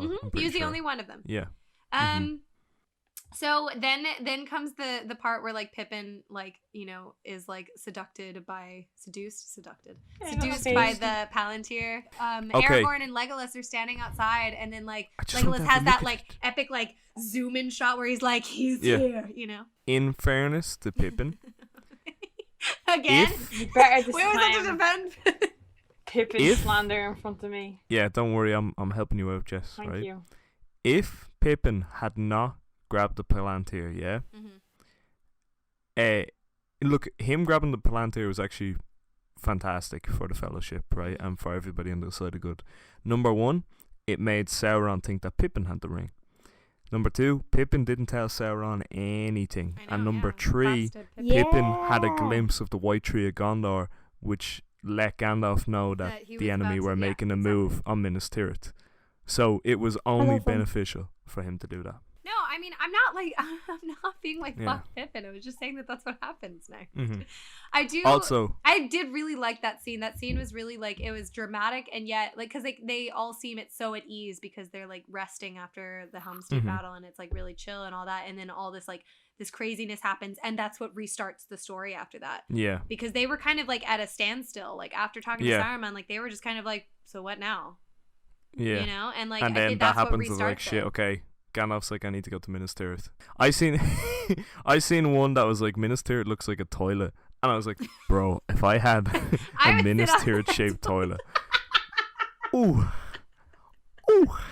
every day I'll be on that throne. So later on in your life, if you end up getting like becoming this billionaire, like you need to like.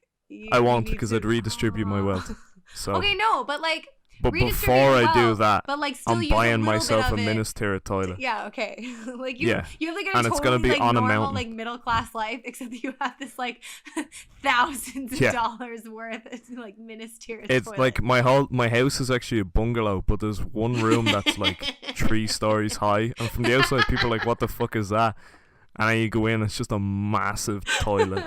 Okay. I have to climb onto it. It's got like a step ladder. Right. The cute little goodbye between Merry and Pippin, though, is really sweet because this is really the only time in the entire series that they're separated. And then, of course, we'll get to the point where they reunite later. But like, it's just really sweet, like how like Pippin's worried and he really doesn't understand. And Mary's a little bit smarter. Yeah. Well, and I think he's just like he's more attentive. Pippin's just very much kind of like go with the flow, whatever. Mary's very like he's trying to figure out everything, and so. It's really sweet because, like, Pippin's just like, well, we'll see each other again, right? Mary's like, I don't know. And then he just rides off, and it's so, like, it's really sweet because they really care. They are best friends. Yeah. They've been friends since they were children. Like, and Mary himself is always talking about how he's always looked after Pippin and the fact that they can't be together at the moment. And in the book, it's actually really interesting because poor Mary ends up feeling useless after Pippin leaves because Pippin is, integral in a lot of the things that happen in Gondor and in Minas Tirith. But during the books, like, Mary's just, like, being cast aside and being like, I don't want to deal with you because you're kind of a nuisance because you're, like, I don't have to take care of you kind of a thing. No one's, like, disrespectful to him, but he, like, everyone's just kind of seeing him as, like, a hobbit who's not going to be useful. And but he feels useless. Yeah, but in a way, that's fantastic because he ends up meeting up with Eowyn, of course. And the two of them kind of relate on that level. Neither these people don't think we can fight. Exactly. Do you know what I mean? Exactly. And I think that they did that really well in the movies too, because I'm not sure if that was like a lot of the extended scenes as well, but like a lot of the scenes between Eowyn and Mary before they even go to the battle, where like Mary's like you know, he's trying to be strong and like say Yeah, that he's and gonna the fight, soldiers like yeah. laugh at him or something. And then yeah. Eowyn comes to his defense. Yeah, exactly. Aw. I love though babies. in that scene when Pippin is being like whisked away with Gandalf, like Merry is like obviously angry at him, but he's angry because he's gone, you know what I mean? But after he Yeah. goes, then Merry races up to the top of the battlements to and watch he's him like go. in the little like dip in the like Mm. fence, and like Aragorn's And sitting next to Aragorn's him. with him. He just puts like a hand on his shoulder. He's like, "I'm sorry, man." I'm like, That's yeah. so That's sad. really sweet. For Like, why? they have such a beautiful bond. It's glorious. Minas Morgul is such a cool looking, I like agree. castle, like a set design. I think John Points Howe with is the the green one that lights did up the, the top. conceptual art for that one, and he was very adamant Beautiful. about making it very accurate to the books and the way that it was Mhm. described and all that. And they did like several different things for the really eerie, like ghostly glow. They did like Yeah. like UV paint on the bigature, and they like Ooh. had these like lights shining on it, and then they did several different takes and kind of put all of like they composited all of those shots. And I think it was interesting too because they ended up in the movie making them more geographically closer so that you could you were constantly aware of the present danger of like Minas Morgul and the army that was Yeah. leaving Minas Morgul to go fight in Minas Tirith, and like Yeah. while you see Frodo and Sam, because it kind of also does connect the like the Mm-hmm. storylines between Aragorn and like the trio and Frodo and Sam, because like all of this is going on at the same time. hmm And like the army that's leaving Minas Morgul is Aragorn's story, but the going Yeah. up the stairs is Frodo's story, and it's a good way of connecting the two. So let's talk about Shelob and that whole sequence. This is when Sam, it's like, let's just, like I said, like Frodo's a little ungrateful piece of shit because, like, let's be real, Because the Frodo ring is the is least. making him like that. This is your bit. I It is understand. exactly. I know I'm exaggerating, you guys, but Frodo is at his most useless without Sam. He is. Like absolutely, Sam's the literally true the hero. most useless. hmm Hey. I think like, and so like, you know, when like Frodo goes into the into Shelob's lair. hmm Actually, it's honestly, I know we're not talking about the books, but I just want to like have this one little like comment about specifically the I've books done versus loads, the movie. so you do it. And it's the fact that like Tolkien did an amazing job of making that the scariest shit I've ever read. The way he describes Shelob's lair and the like how it smells inside the lair, and like Frodo's Yuck. just like, Ugh. but it's not the kind of just like, oh, this smells gross. He's like literally like, this smells like I'm about to die. Yeah. You it's know, smell and of like death. when when they get to the area where like Shelob is like actually currently living, you know, and it's like where the smell is the worst, and it's like, I don't know, it's just the way that they describe it is just like, It's I don't know, it's interesting it's because crazy. I wonder if like so well, first of all, it's that Tolkien had serious arachnophobia, so that's why like his main bad guys are Same, like bruh, I feel you. spiders. So moving on from Shelob's lair, I think it was as a real quick like nod to once again the art department and stuff. Apparently they reused a lot of the sculptured like rocks and stuff, but they ended up like throwing like corrosive materials and stuff on it to make it look like this acidy like All that eroded rock and stuff, It did look because very cavey. of the fact yeah. that like Shelob had like a poison or Mhm. her venom that would Oh. like kind of erode the rock, and that was kind of the Yeah. concept of that. So I think they did really well with that. But anyway, so after he gets out of Shelob's lair, before he like gets like stabbed and everything, and Gollum comes and Mhm. just like tries to fucking attack him again. It's just like hate in all that. honesty, I don't know, that one little scene of like Gollum coming out and like, you know, just being thrown, I was like, it was kind of unnecessary. I Because he guess wants it's to get the another- yeah. ring though. Yeah. Do you know No, what I mean? it shows like his continued determination to get the ring. But anyway. Well, I liked it in the way that I don't know. I kind of get it because I feel like Frodo and Gollum needed to react after Frodo realized, oh, Gollum fucked me hard. Mhm. You know what I mean? Not in that way. He didn't give it to him raw and wriggling around. Oh. Okay. Sorry. So, Oh, Lord. but like, Sam's return though is just The epic. true Like when return he's of like, the king. he's like And he when has the he's light just of like, Elendil. put him down, you filth, or whatever. Yeah. Oh man, I love that. And it's tiny Sam, big spider. Oh my god. Oh, by the way, in the shot where Sam appears in the side of the frame when Shelob is grabbing him and all that Mhm. with Sting, Sean Astin wasn't available that day, and so Peter Jackson threw on the shirt, and that is Peter Jackson's arm coming in. So technically, it's 2 cameos in the third one. Woo! But anyway, no, oh my god, it's so good, and like Sam's like just fearless defense of Frodo is just delightful. It's amazing. So when the Rohirrim army is gathering to go fight at Minas Tirith, and they're like at the like that mountain or whatever, just like gathering everyone, and Elrond comes to give Aragorn the sword of Elendil. Andoril, Flame of the West. That was an epic scene, it's honestly. interesting. Like the way that it was fantastic. the way that scene Elrond in the movie. comes in, and because so I read a lot about like the choices that were made. So basically, Aragorn has the sword the entire time. Basically, in the book, yeah. Like and like he's supposed it's to very have obvious it the entire time, and he he's talks always about like it constantly.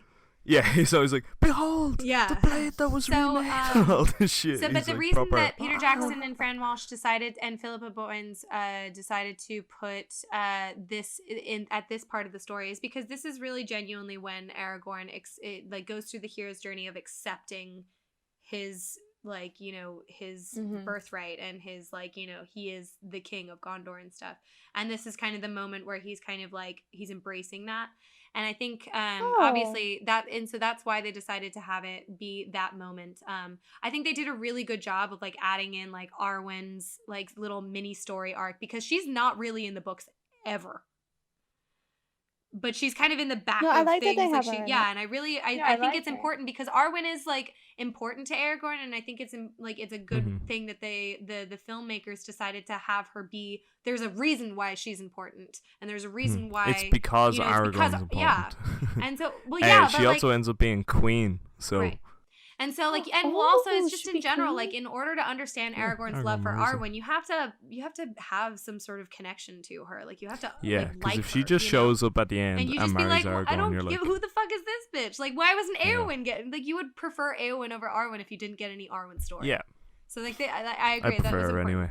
So but yeah, and But like that's the besides whole the point. like, you know, Arwen like telling Elrond to reforge the sword and that little sequence, that little montage of them like reforging it and then like the whole like Elrond coming and being like Arwen's dying because she's, you know, like she's connected to the fate of the ring and all that kind of stuff. I thought it was just it was so good. It was really dramatic and it was like slow-mo, really lots good of scene, slow-mo, lots of really big reveals, like when he like rips off his cape to show the sword. Yeah. And it's so long.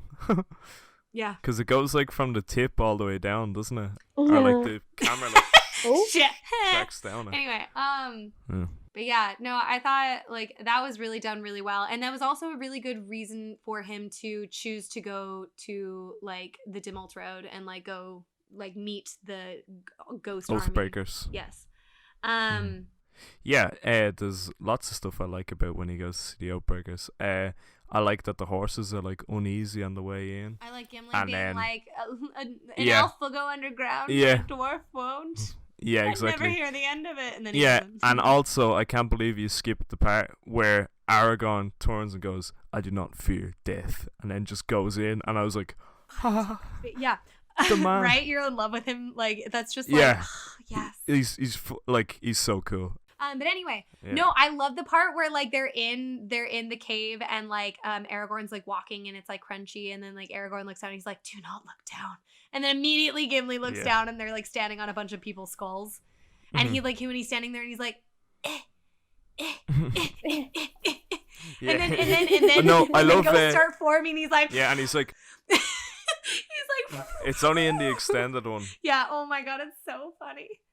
Actually, there's an extended scene before all this happens. It's before they even decide to go to Minas Tirith, and it's when they're in Edoras. It's before the whole like lighting of the beacons and stuff. There's an extended scene that like Jess, you won't have seen, and Sinead, I hope you remember it because it's so fucking funny. It has nothing to do with anything. There was no reason to have it in there. What is it? It's the drinking game. Oh yeah. Oh my There's god, literally that that was was, good. it's just to like have a little laugh. Like literally the fact that like Legolas has never drank or done a drinking game. He's just like, oh, I love he's it's like, a it's drinking beginning game. to affect me. Yeah, and then like wait, no. So it's like Gimli's like, and and Gimli's then just like, passes what out. is it? Ye can't hold this liquor, and then he passes out. No, but And I then- also and then Legolas understand is like, why they "Game kind of over." cut it out. Oh yeah, there was no point to have it I in there. It was kinda- just kind of funny. Yeah, I understand why. Obviously, they were But- told, you don't have enough time, and they're like, yeah, we can probably lose that scene. So there's this one specific line from that drinking game scene. Apparently, they just had like John Rhys Davies just improvise like a bunch of bullshit lines as Gimli for the scene because once again, it doesn't have anything to do with the plot. So they're just like, I don't know, just say stupid shit that Gimli would say because he's drunk. And so this is the line that like literally has me cracking up every single time. Oh, yes, the dwarves that go swimming with little hairy women. And then he burps really loud and like passes out. Anyway, That was I just good, I like, liked oh my that. god, I don't know why it just like makes me crack up every time. But apparently, like John Rhys Davies, had some like really he was cracking everyone up that entire like shoot, like because he was just saying the Swimming with weirdest little hairy shit. women. Like he was just saying the weirdest fucking shit.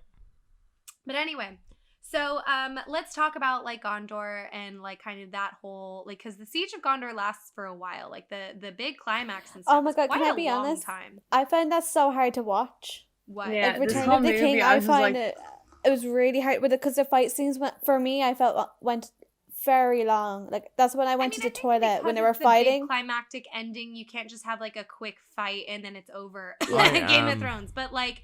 You know, I like am, they needed to have like it be this really big epic, like you know, it couldn't have gone too quickly because then everyone would be like, this is what we're like waiting for, really, you know. I just disagree so hard. Like, Well, I just said it was hard for me to watch. That's yeah, all. no, I understand. I and- was saying it was no, bad. Sorry, I'm trying not to take it personally. I won't take it personally. I think that's fantastic that there's so much fighting and there's always fighting in the background because it pushes that sense of like this is it. You know what I mean? There's constantly fighting. In constant danger and like Yeah.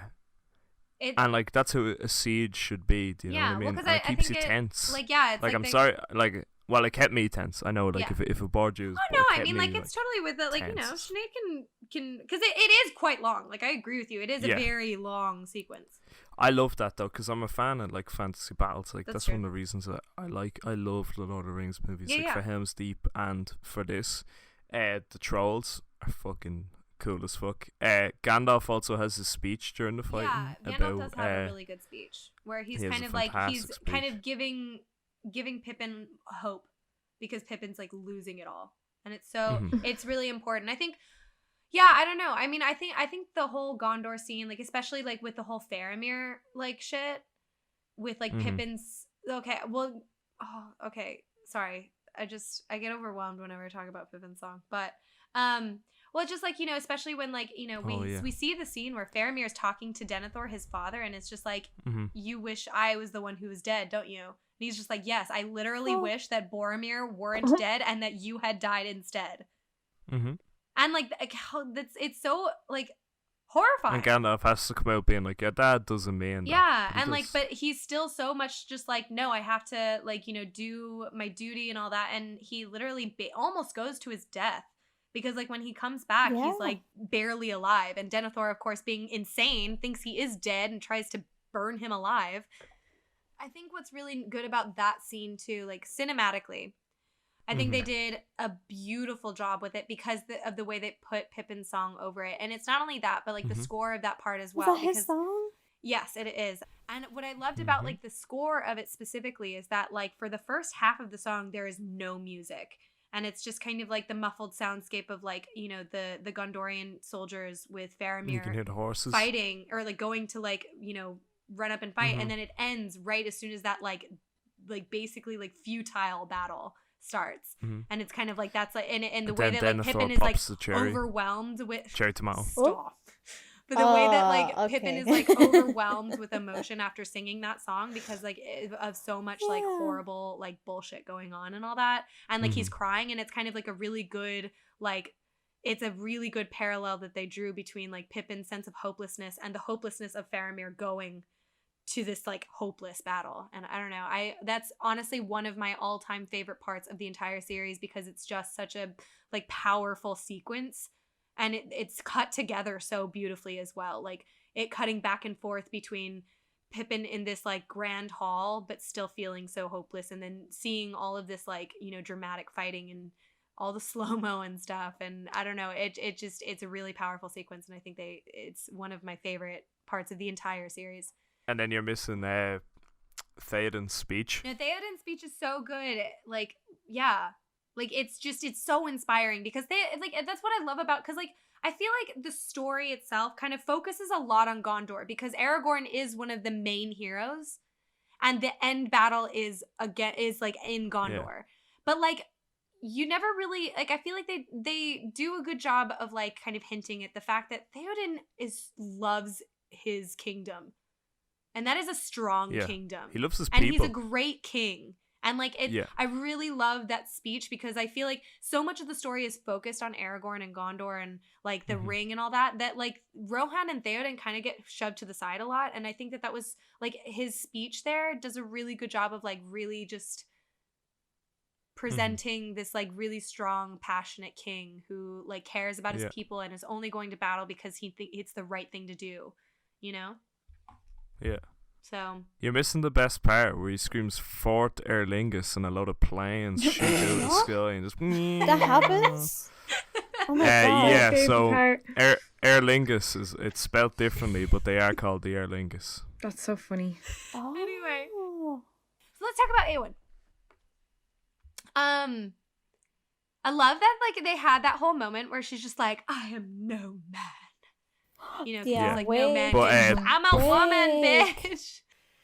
It's just like this sheer terror you see in her face when she's doing this whole battle, which, by the way, apparently was insanely taxing for. I mean, I would imagine so, but for Miranda Otto, it was like one of her hardest scenes. But she was apparently during the scene, she like while she was shooting it, she just like was crying and didn't realize she was crying because she was just so like intensely like involved in the scene. But no, the sheer terror you see in Éowyn's eyes, but she's still like she's fucking fighting him, and then like Mary comes up and tries to defend her, and he gets like thrown back, and then like you know he's just like, what, no man can kill me, and she's just like, I'm a bitch, and then like stabs him. It was great.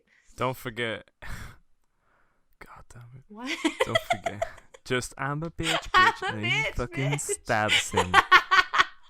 No, like I love like when he drops his mace and then like you just see the mason shot and you see her eyes and she's like, that's fuck. a really beautiful shot. Yeah, it's fucking fantastic. And one of the most like there's so many powerful scenes in this fucking. I keep on being like, this is like my favorite. It's so powerful, but no, it's right before the song. It's like so basically after like that whole battle with the Witch King, and she's like exhausted, and she's just watched her uncle, like father figure, like die, and she just like passes out, and like, oh my god, I think that what's his name, Carl Urban.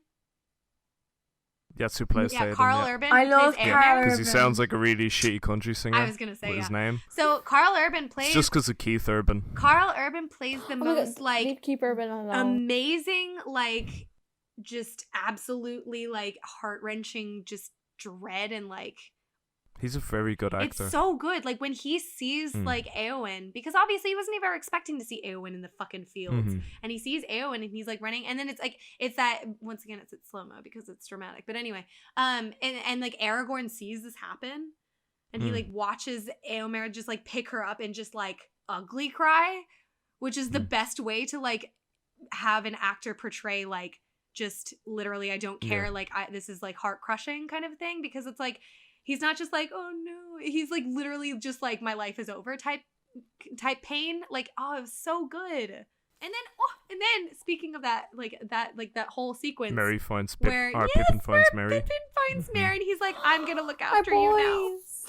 I'm gonna look after you now, Mary. Don't worry. And Mary's just like, I knew you'd find me. Also, I just like I love that. Oh yeah. I love when he says, I knew you'd find me.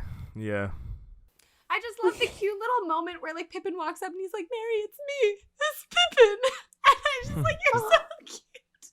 it's like, oh, I love them so much. They're my favorite. Oh, they're so cute. I love them so much. But anyway, so that's not even This the is where end the of the tears fucking begin. movie. This is where it starts getting real. Cause then, like, it's Yeah. like, you know, like Frodo and Sam are walking up the fucking, like, you know, like volcano and just like going through it. And like Sam's just like, nah, fuck it. Like, I can't carry the ring for you, but I will carry you But I up this can't carry goddamn you. mountain.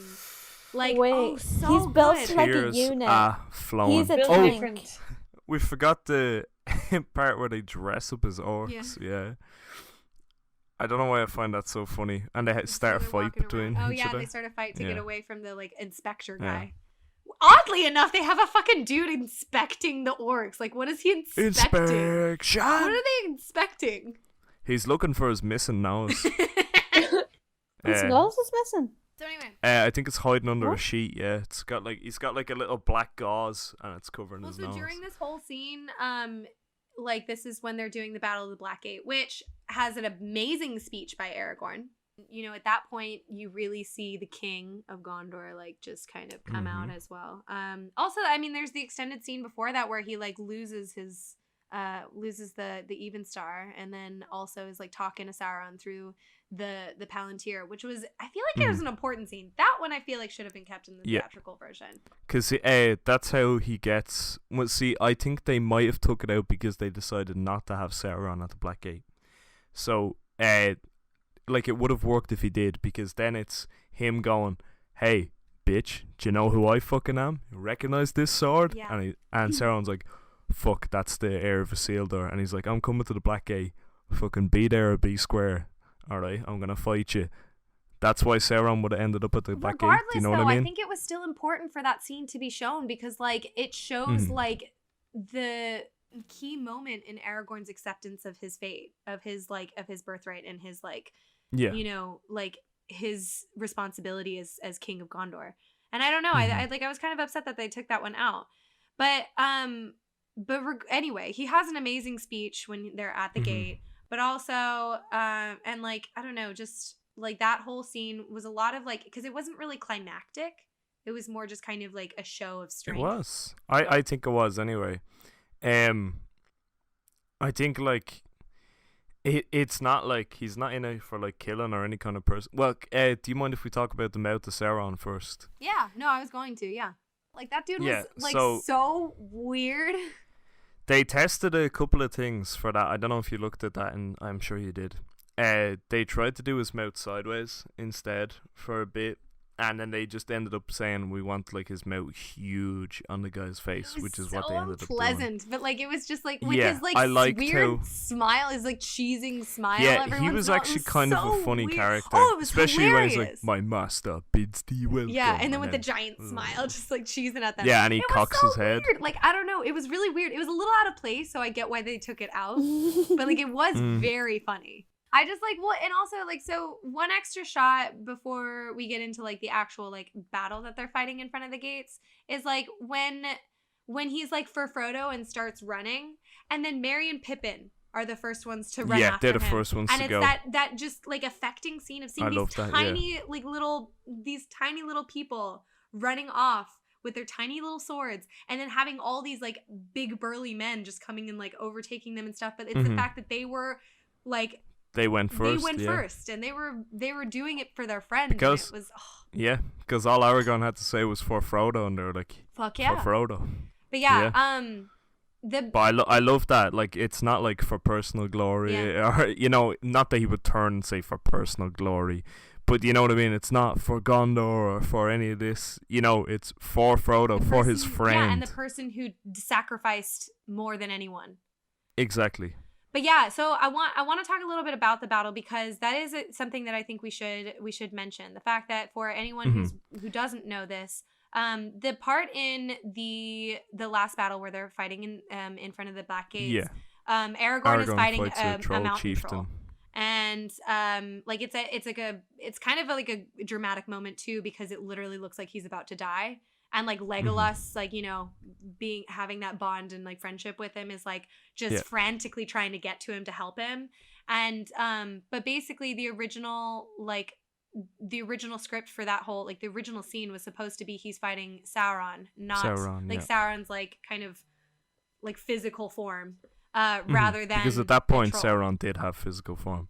I do think it was a good decision to not do that, because I feel like it would add a lot of questions and a lot of complication to the story Maybe for people who hadn't read the books. Yeah, because it's lot. There's a lot that goes into that, and I think it's interesting and it's important for the story and all that. But there's too much that goes along with it in order to put it in a weird movie. thing that they decided to do, that it serviced the movie in some ways, but like something that I don't know if Jess and Sinead like might find this weird.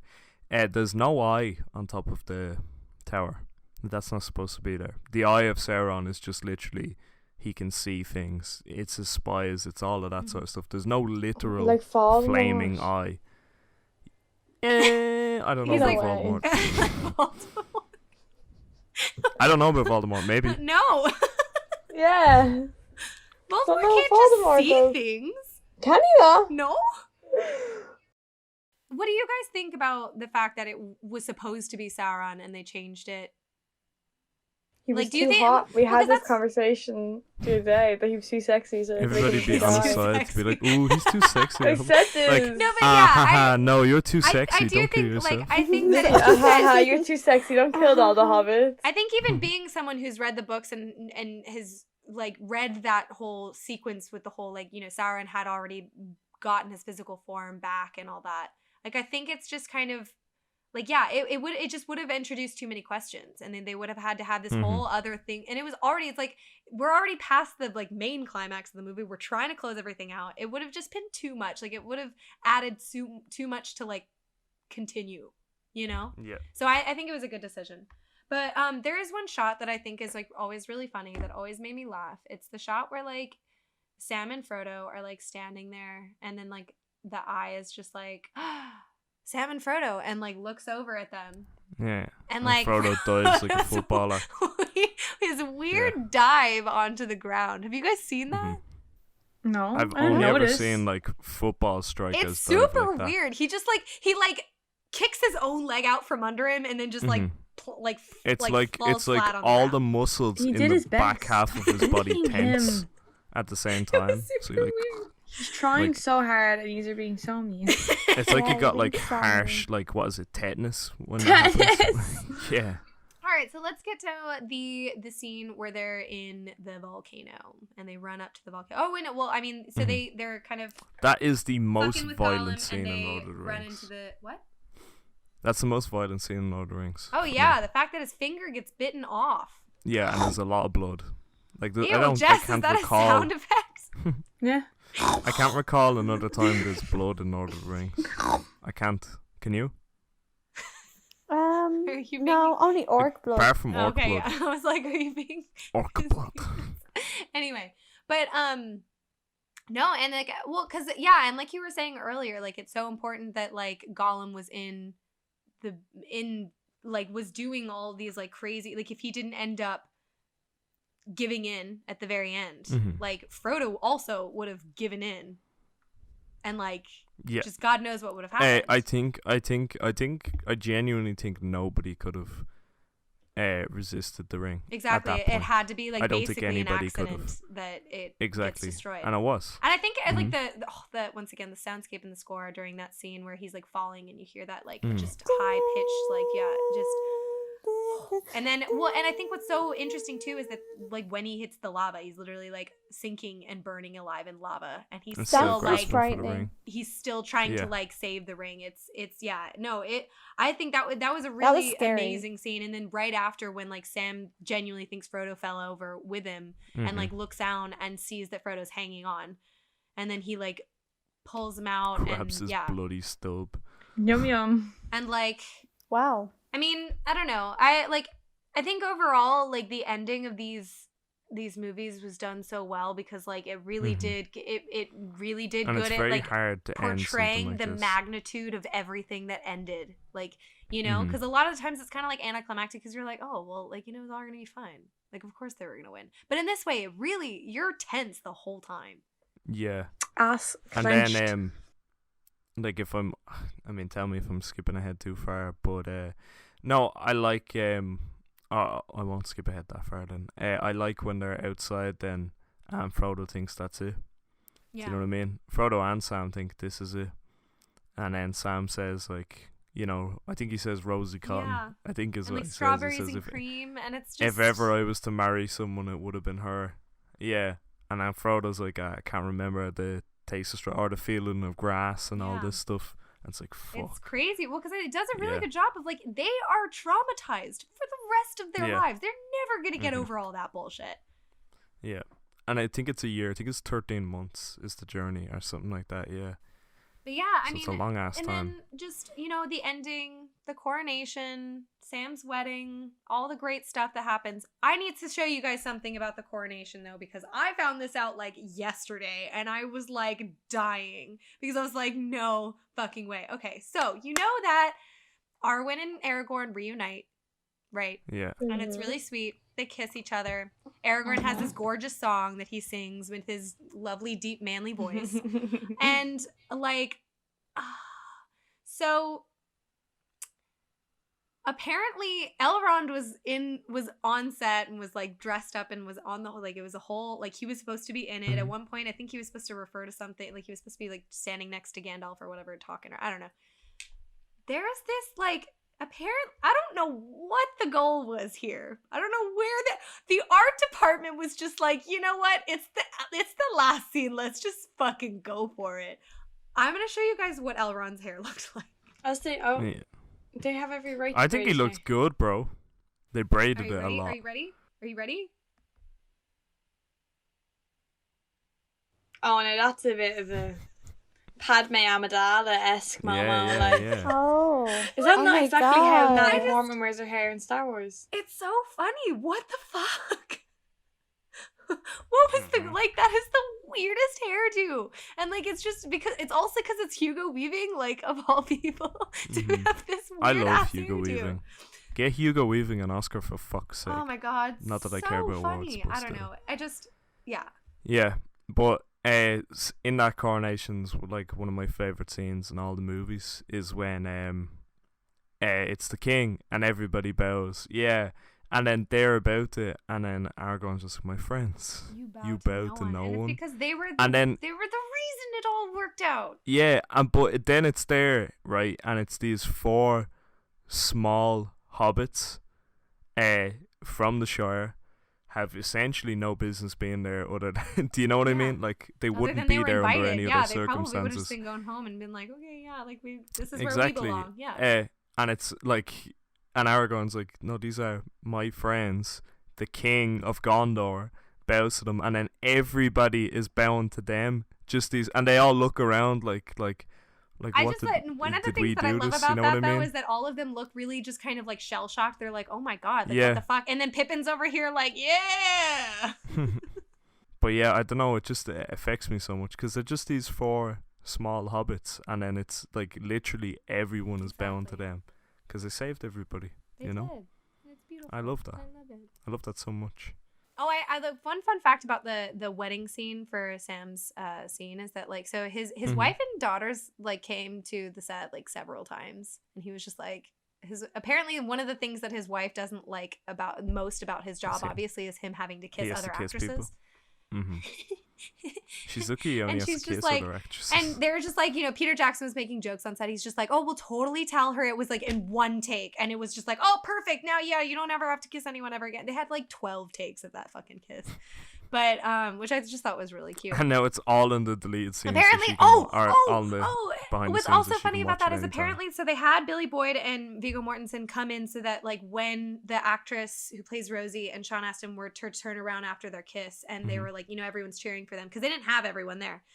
They would have familiar faces, and so they could react to them and all that. And apparently, right after this happens, Viggo Mortensen just turns around, grabs Billy Boyd's face, and just plants one and on kisses him. Yeah. And I fucking love that. And Billy Boyd was just like, I couldn't look him in the eyes for a couple weeks after that. It's just changed me forever. And like I thought it was funny because too, Billy Boyd was also just like, I think I've kissed more men on this cast than I have women. Yeah. Which I'm like, I love that. That's true friendship. I would definitely question my sexuality if Viggo Mortensen kissed me. Me too. I love that. I'd be like, bro. Love that. I don't know. Maybe. Yeah. If the rule is no men but Aragorn, I think Absolutely. everyone would agree. 100%. They'd be like, sure. 100%. Sure, they're like, you're not even gay, bro. You're just human. Like little me, like You're baby, just human. like baby, like you Yeah. know, like 10-year-old Cassie was just like, it's all about Legolas. What are you talking about? Now I'm just kind of like, oh, Stupid. Aragorn, yeah. Aragorn. Yeah. Anyway, Wait till you get all the so are really there true any hero Boromir. last points that we want to bring up before we wrap up our last movie? Denethor's cherry tomato. I'm not putting that in the fucking edit Why not? because It's it's the best weird. part. I love when it Okay. dribbles down his mouth. So anyway, It's so red. all right. Does anyone have any last points about the third movie, and then we'll move on to final thoughts. Which, by the way, we will take a break before that. Yeah, this movie's so heavy on me. I can't watch it as often as I watch the other ones. I have to prepare There's to watch so Return of much the King. Yeah, like Sinead It's said, it's a heavy. lot. It's so long. It is as kind of well. hard to and watch. Yeah, and I like, in my opinion. No, I love well, it's watching in it, a good way, but it it's is like, yeah. You can't just watch this once a week, you know. No, the rest of them, I I'm totally like, could. I'll fucking fuck on Two Towers. You know what I mean? Like all the time. But Return of the King is like, I need to Yeah. like.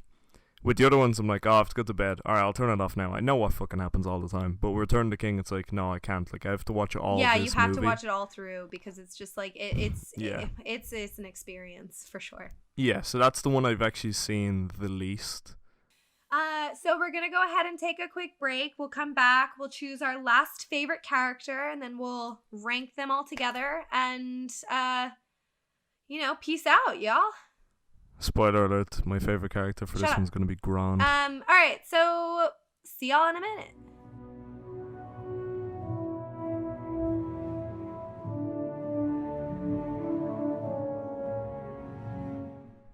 In the first stage, in the first battle, when the shadows first lengthened, one stood, burnt by the fires of Armageddon. Sorry. All right. Let's do. So what's Okay. everyone's favorite character for Return of the King? Sam. Aragorn. Oh, yeah, Sam. I was gonna say Sam too. I mean, Aragorn's a close second, though. Like, if I'm being That's fair. real, like I agree with all of you guys. I don't know. Well, Like see, Sam is here's the Sam's the thing. real hero. We've Like, got literally another being special like, I can't edition carry coming it up for you, called- but I can carry you. Like, fucking King. Yeah, but there's also another special thing called Best Character of the Series. Okay, fine, Which fine. I'm Okay, yeah, and then reserving we're a gonna go spot on for. to that's okay. All right, fair. Then Aragorn for the third one. Mhm. That is a good point. I agree with you. I've changed my mind. See, I do listen to you sometimes, Adam. Sorry? You can Oh. change. You Oh. are able to Oh. change my mind. Oh. It is Oh. possible. Oh. It is possible. Okay, so You fighting? The parents are fighting. Mom, Mom and Dad are Dad fighting. So, I always have trouble choosing between Two Towers and Return of the King, just because, like, I feel like it kind of like, switches back and forth between my favorites, like, as the years go on, depending on like where I'm at in my lilife. I feel like That's fair. the third one is my favorite right now. Oh, this one I did not like. It's not my favorite. Why? Because it's fighting. I'm fighting. It's just so long for me. So my That's board out. fair. Like we were ahead. talking about how this one does drag a little bit. So I would give it a 7 for that. It's like, do you know what? We're not. It's a judgment-free zone. Before somebody gives Judgment-free. a rating, they should do maybe a little disclaimer about how subjective a rating system is and how, basing Stop. yeah, fucking, hey, the king may have returned, but I did not return this to Blockbuster, Because that shit went out I of remember business, and it Blockbuster. doesn't matter, Oh, I miss So- Blockbuster. Damn. right? Okay. We didn't have Blockbuster, We we have had extra vision. Chartbusters. No, we had Really? extra vision. It had that Did too, you have Extra but... Vision. Blockbuster? That's sad. Mhm. No, the version of Blockbuster we had, I'm pretty sure was called Chartbusters. I never had that So like in an my small off-brand town. then. That's No, 'cause I they're think it's old. the same thing. It's just what they were called. Oh, so 'Cause they like had the same logo. So like Clue and Cluedo. Yeah. Yeah. Yeah. Okay, So that makes I sense think then. isn't Blockbusters like blue ticket, yellow writing? Yeah. Yeah. You were like Yeah. yellow ticket, blue right. Chartbusters. No, That's super Chartbusters I think weird. was the same, It's the same format, but it said chart I busters. Oh, kinda Extra Vision was red. I want to look it up now. Yeah, Extravision. Extravision was red and yellow. You could rent Chart games from there. It was fucking Oh, awesome. I Anyway. played Jurassic Okay, Park sorry. game on my Game Boy. Anyway. Stop! Jess is trying to rate. No, it's funny. I'm laughing. Jess, go for it. Sorry. Like a 6. I didn't like this one. I fell asleep, guys. I support that. Why did I hear I crickets? mean, that's fair. Also, like, you were, like, really drunk when you watched this the first time. Yeah. So. But then I watched it sober and I didn't like it. Okay, I'm so then sorry. Fair Adam, enough. I'm so I mean, sorry. you know what? Like I No, said, it's okay. I It just found out there's a Chartbusters open. Are we going to Chartbusters? Let's all go. Cassie, Alright. you're after No, going but again. like, no, that's fair, just because like we had said, it has like 7 endings and like 8 different climax scenes, and like It's so long. it's. I think for fans like me and Adam, it's like kind of like you keep getting more and more, and you're wanting more and more, and it Yeah. keeps going. But for people who are just kind of watching it to watch a good film, I'm like getting tired. it's good, but it's also just kind of like it. Are Painful? we not over yet? Yeah, kind of. Yeah. I see your point. I'm so full with thoughts. What the fuck? That was nasty. This is my final thoughts, and I'm full of them. I'm just for it. brimming with Okay, thoughts. go I'm on, say leaking it. I'm going to thoughts. take over. Adam, say sorry, it. go on. Adam, what's your Then say favorite them. movie? Like Cass was saying, like it switches between them a lot, and almost all the time it's Two Towers. But recently, man, I was going back, and because I had to watch them all, Fellowship, I think. Fellowship. Really? Because, Wow. Bold take. it has the most, like, one of the most unique fantasy fields, you know what I mean? And Yeah, there's so yeah, much yeah. more of the world in it. Especially, I mean, most of that is due to Moria. Like, the Balrog and the Watcher. Yeah, because the dwarves aren't and- really like the dwarf like culture isn't really in any of the No. other movies. No. It's Why? not. There isn't even that much lore about the dwarves in general. Mm-hmm. But also there is the start of Lord of the Rings, and once you've watched all of them, and you see all the shit that Sam and the boys go through, and you see them all at the start, and they're all just enjoying life and everything's happy. You're so happy for them, but you're also sad because they have to go through things, and then you're like, oh, you know, there's Yeah. so much that these guys have to go through. They don't even know it yet. And then Yeah. that's what makes the first one affect me a lot, I suppose. I mean, that's It'd be fair, like yeah. it'd be I like that. if somebody found me at the start of 2019 and went, "Oh man, Oh, so no. sorry." Like, oh, sweet, you sweet summer child, get ready for winter. Oh, spaghetti. All right. So Sinead, what's your favorite film? And what are Okay. your final thoughts? Right. Okay. My favorite one is like, okay, if I'm joking around, I'd be like, Twin Towers because of that one Twin scene. Towers. The Twin Towers. Damn. Because of that one scene where the plane crashes. No, not the Twin Towers. Okay, so continue with the 2 towers. Good Two night, Towers. everybody. Because that one My scene favorite that- character was George Bush. Oh, because of the meat bit, the orcs meat Yeah, bit. but if Yeah. I'm being completely honest, it is the Fellowship because of it, you get to see the Shire, and it's like, Yeah. and then it has really, like it does a the, good job of introducing you to the world. Yeah. and then when Gandalf dies, that whole No, but that's what I was saying too. No, I know what when you we were mean, yeah. talking about Yeah. that. That is like a dope drama scene. of Like it is Kelsey done Christmas. so well. Boromir dies, and then Merry and Pippin are just having a fun time. Really get to see them having a fun. There's everything. I just like this one. I'd be okay just watching this one and not watching the rest. I wouldn't be like, Yeah. I have to watch the next one. Well, I and feel that's like fair. the others does, I do. It does wrap up quite well, yeah. Well, and I think also just in general, it's a lot more like upbeat. It has a lot more of a lighter tone where the last 2 movies like are very heavy and like fair enough, it's a serious topic and they're getting into like the real thick of it. Can I ask? Okay, just can we Yeah. do a quick whip around? I'm not showing anything. Boromir, hero or villain? I'm saying hero. Excuse me. Hero. Nathan, what are you Hero, not showing? not I even- did not ask anything. Bro, Quick whip around. I was don't like, cancel me, bro. I didn't ask to see none, bro. Don't cancel me, bro. I was asking a question. I just you want to get know along with Boromir it? hero or What I no. said. I just want to know Boromir hero or no. So whip around. Hero, not even a question. Hero. I say 1 hero. million You percent. say Yeah, that, we all Cass, but agree. I've heard other opinions. I know, I've heard other opinions too, and I see And their I point. welcome They're them. wrong. I I welcome think- all I wrong think there's opinions. a discussion there, but Speaking of wrong opinions, Cassie, what's your favorite Lord of the Rings movie? sorry. Well, I did already say that I think like right now, I broke her. Return of the King is the Lord of the Rings. Yeah.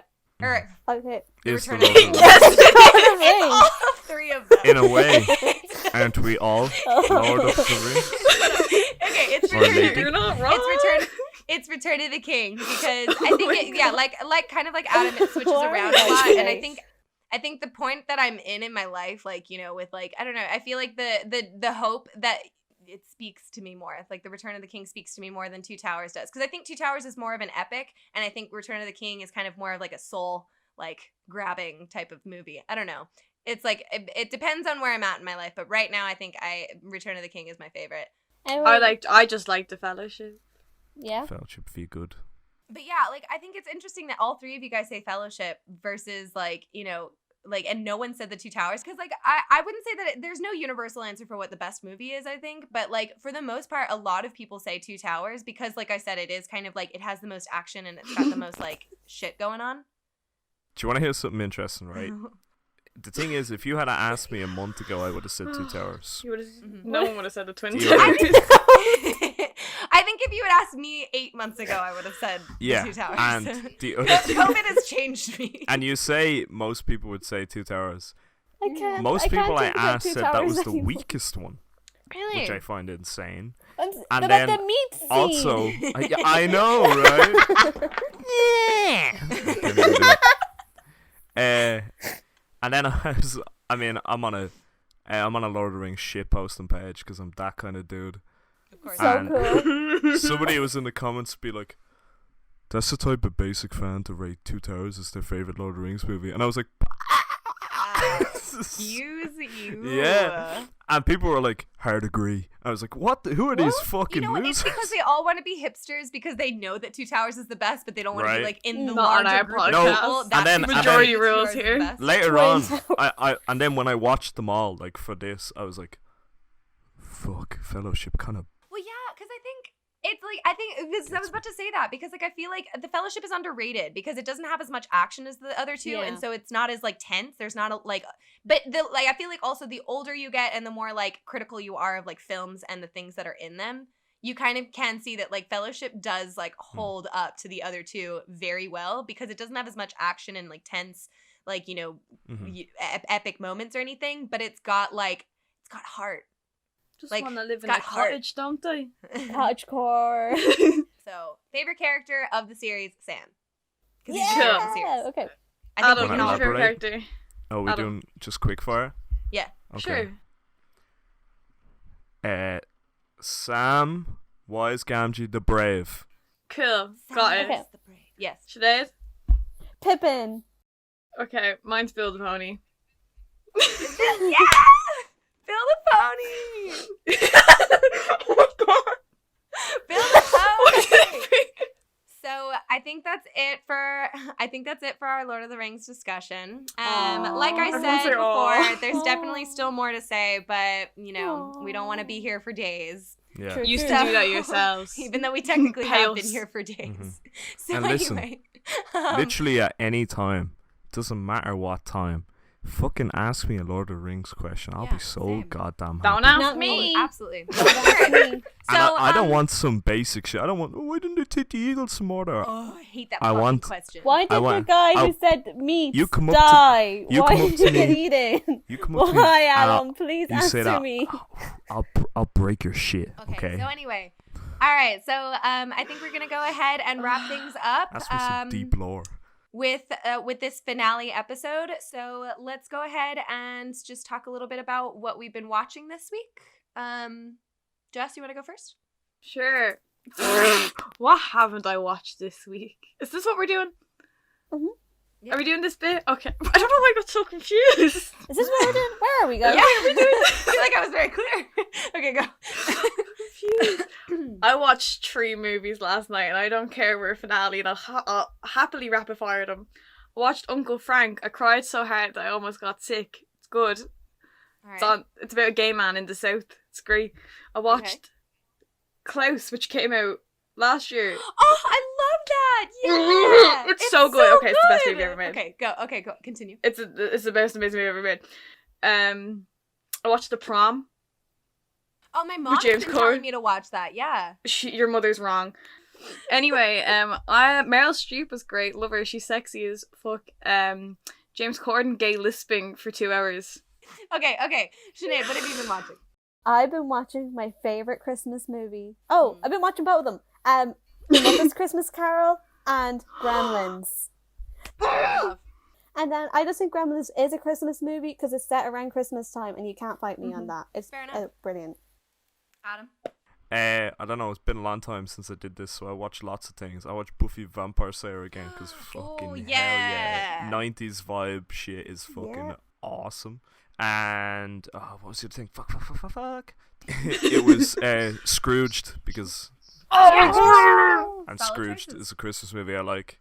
I think that's it. I've been watching Groundhog Day also. Love Groundhog okay, Day. solid choices. Yeah. Yeah. Oh, you just couldn't name everything. Hold on, guys. Okay, so I'd say recently I haven't been watching a ton. I don't know if I mentioned this in the last episode, but I started rewatching White Collar with Matt Bomer. Oh, Matt Bomer. Which is like, it's just a good anthology, like, you know, FBI drama. So that's just been fun. I've also been rewatching New Girl. Because, like, honestly, I think New Girl needs, like, more hype than it gets. Yeah, Because, like, I don't think it's for sure. necessarily I love underrated, but I really it's like so Zoe good. Deschanel. Coach. She's really cool. So anyway, I've been watching New Girl, and then tomorrow night. Well, so probably tonight. I always watch Polar Express every year for Christmas. Oh, no. So I'm gonna watch that. Hot chocolate. I'm gonna watch that tonight with my mom and my sister while we're sitting in our cozy cabin in the woods. So I'm excited about that. That sounds like murder. I always want to punch the kid with glasses. So, oh yeah, I watched The Exorcism of Emily Rose and it was shit. Okay, bye. Oh yeah. Okay, so just like, you know, as always, everyone go follow us on social media. We're on Instagram and Facebook and TikTok at The Movie Rats, and we're on Twitter at Movie Rats Pod. Visit us on our website, themovierats.com. There's a lot of fun content on there. Also, I work hard on making that website, so like go appreciate my hard work. Yes. It's very nice.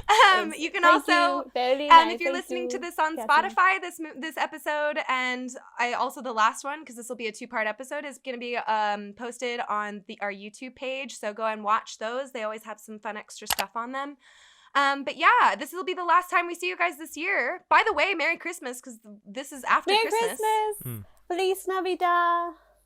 Yeah, and so this will be the last time we see you guys Hanukkah this to all year. my Jewish friends in Hopefully 2020 dies with the rest of our problems. You're laughing at me. I have Jewish friends in America, dude. That wasn't a joke. Okay, so anyway. Oh. Hopefully 2020 dies with all the rest of our problems, and 2021 brings lots of fun stuff. So Time is a concept. Yeah. Next year won't be any different. Goodbye, I love you. all right, well, we'll see you in 2021 Happy New with Year. season 3. So thanks Love for listening, you guys. Bye. The Movie Rats is produced by Dirty Bird Productions, as well as Adam Carr, Cassie Egger, Jess Boylan, and Sinead Barrel. Visit us at themovierats.com to receive updates about the Season 3 premiere and to catch up on all the previous episodes of the podcast. On behalf of all the Movie Rats, we'd like to thank you for listening, and we wish you all a very happy 2021.